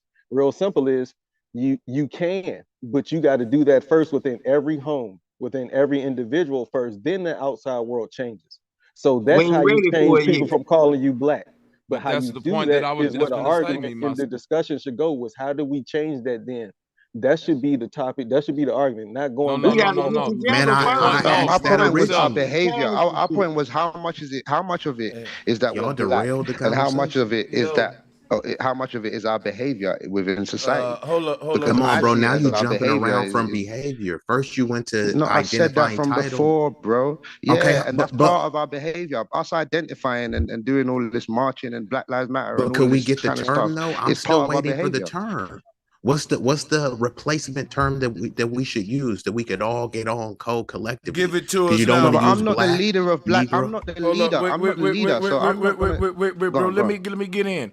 If you say you're not the leader when he asks you what word should we call ourselves, and you can't give us the answer, you say you ain't the leader, then don't be the leader in initiating us into the argument. Cause we saying we ain't ready to decide it yet. And if you ain't got the answer right now, leave it alone like we doing till we get ready to have it. Why? Cause you ain't the leader. Now, with that being said, I gotta close out, unfortunately, but I encourage Glitch Soul to hit my email up so that he can be part of this debate thing I'm doing. Hey, I gotta hit your email, bro Sanchez. What's the best email to reach you? Because is it the rocket mail one or what? That rocket mail is my PayPal, but the talk to bro Sanchez at gmail.com. Okay, cool. I'll hit you up. Hey, salute. And with I all hit you up, respect, bro, you know what I'm Sanchez. saying to everybody out there, salute. Everybody on the panel, salute. Keith, Yeah, appreciate y'all, whenever bro. you ready to Salute, set salute. up the debate, my man, we can set up the debate. This ain't, I don't want niggas to jump out the window. Bobby, he losing it. Man, fuck all that. Whenever you ready to do the debate, brother, we could do the debate. You could get it set up. We ain't got to do no long, drawn out, you know what I'm saying? This and that. Y'all already know whoever want to do a debate. I'm not ducking no smoke from nobody on this thing, and I really want to see if the intellect and the talking is to the level of how y'all saying y'all want to bring these debates. So I already put it out there. You know, you, we get OG it. Leo, Yep. Alkaline City. And I could go. ain't You know what nobody I'm saying? don't nobody 1 name verse me 3. myself though. You know what I'm saying? In case No, y'all, if you want to do it, if you want to do a debate, it don't you Not gotta now. name Don't say yourself. my name now. You gotta name yourself, me, myself. You know what I mean? You gotta put yourself in it. Don't But here's some try trip before bro go though, right here. I just want to say some trip, bro. Look up the handheld hologram machines that they got. It's northeast, south, and west, and they flux and spin like wheels, like what we've been talking about lately, right? The wheels in the sky.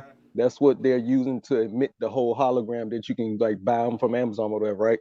And look check it up out. the actual crystals that go inside projectors because it kind of matches what it says in Revelations as well. But Let that's me just some close trip out. for later. Hey, I appreciate it though. Let me close out of here, man. Salutes to all of y'all brothers, man. Peace and much love. I'll see y'all on the next one. Yeah, man. Salutes, bro Hey, Sanchez. hit my email up, Glitch Soul, and whoever else wanna do arrange one-on-one debates.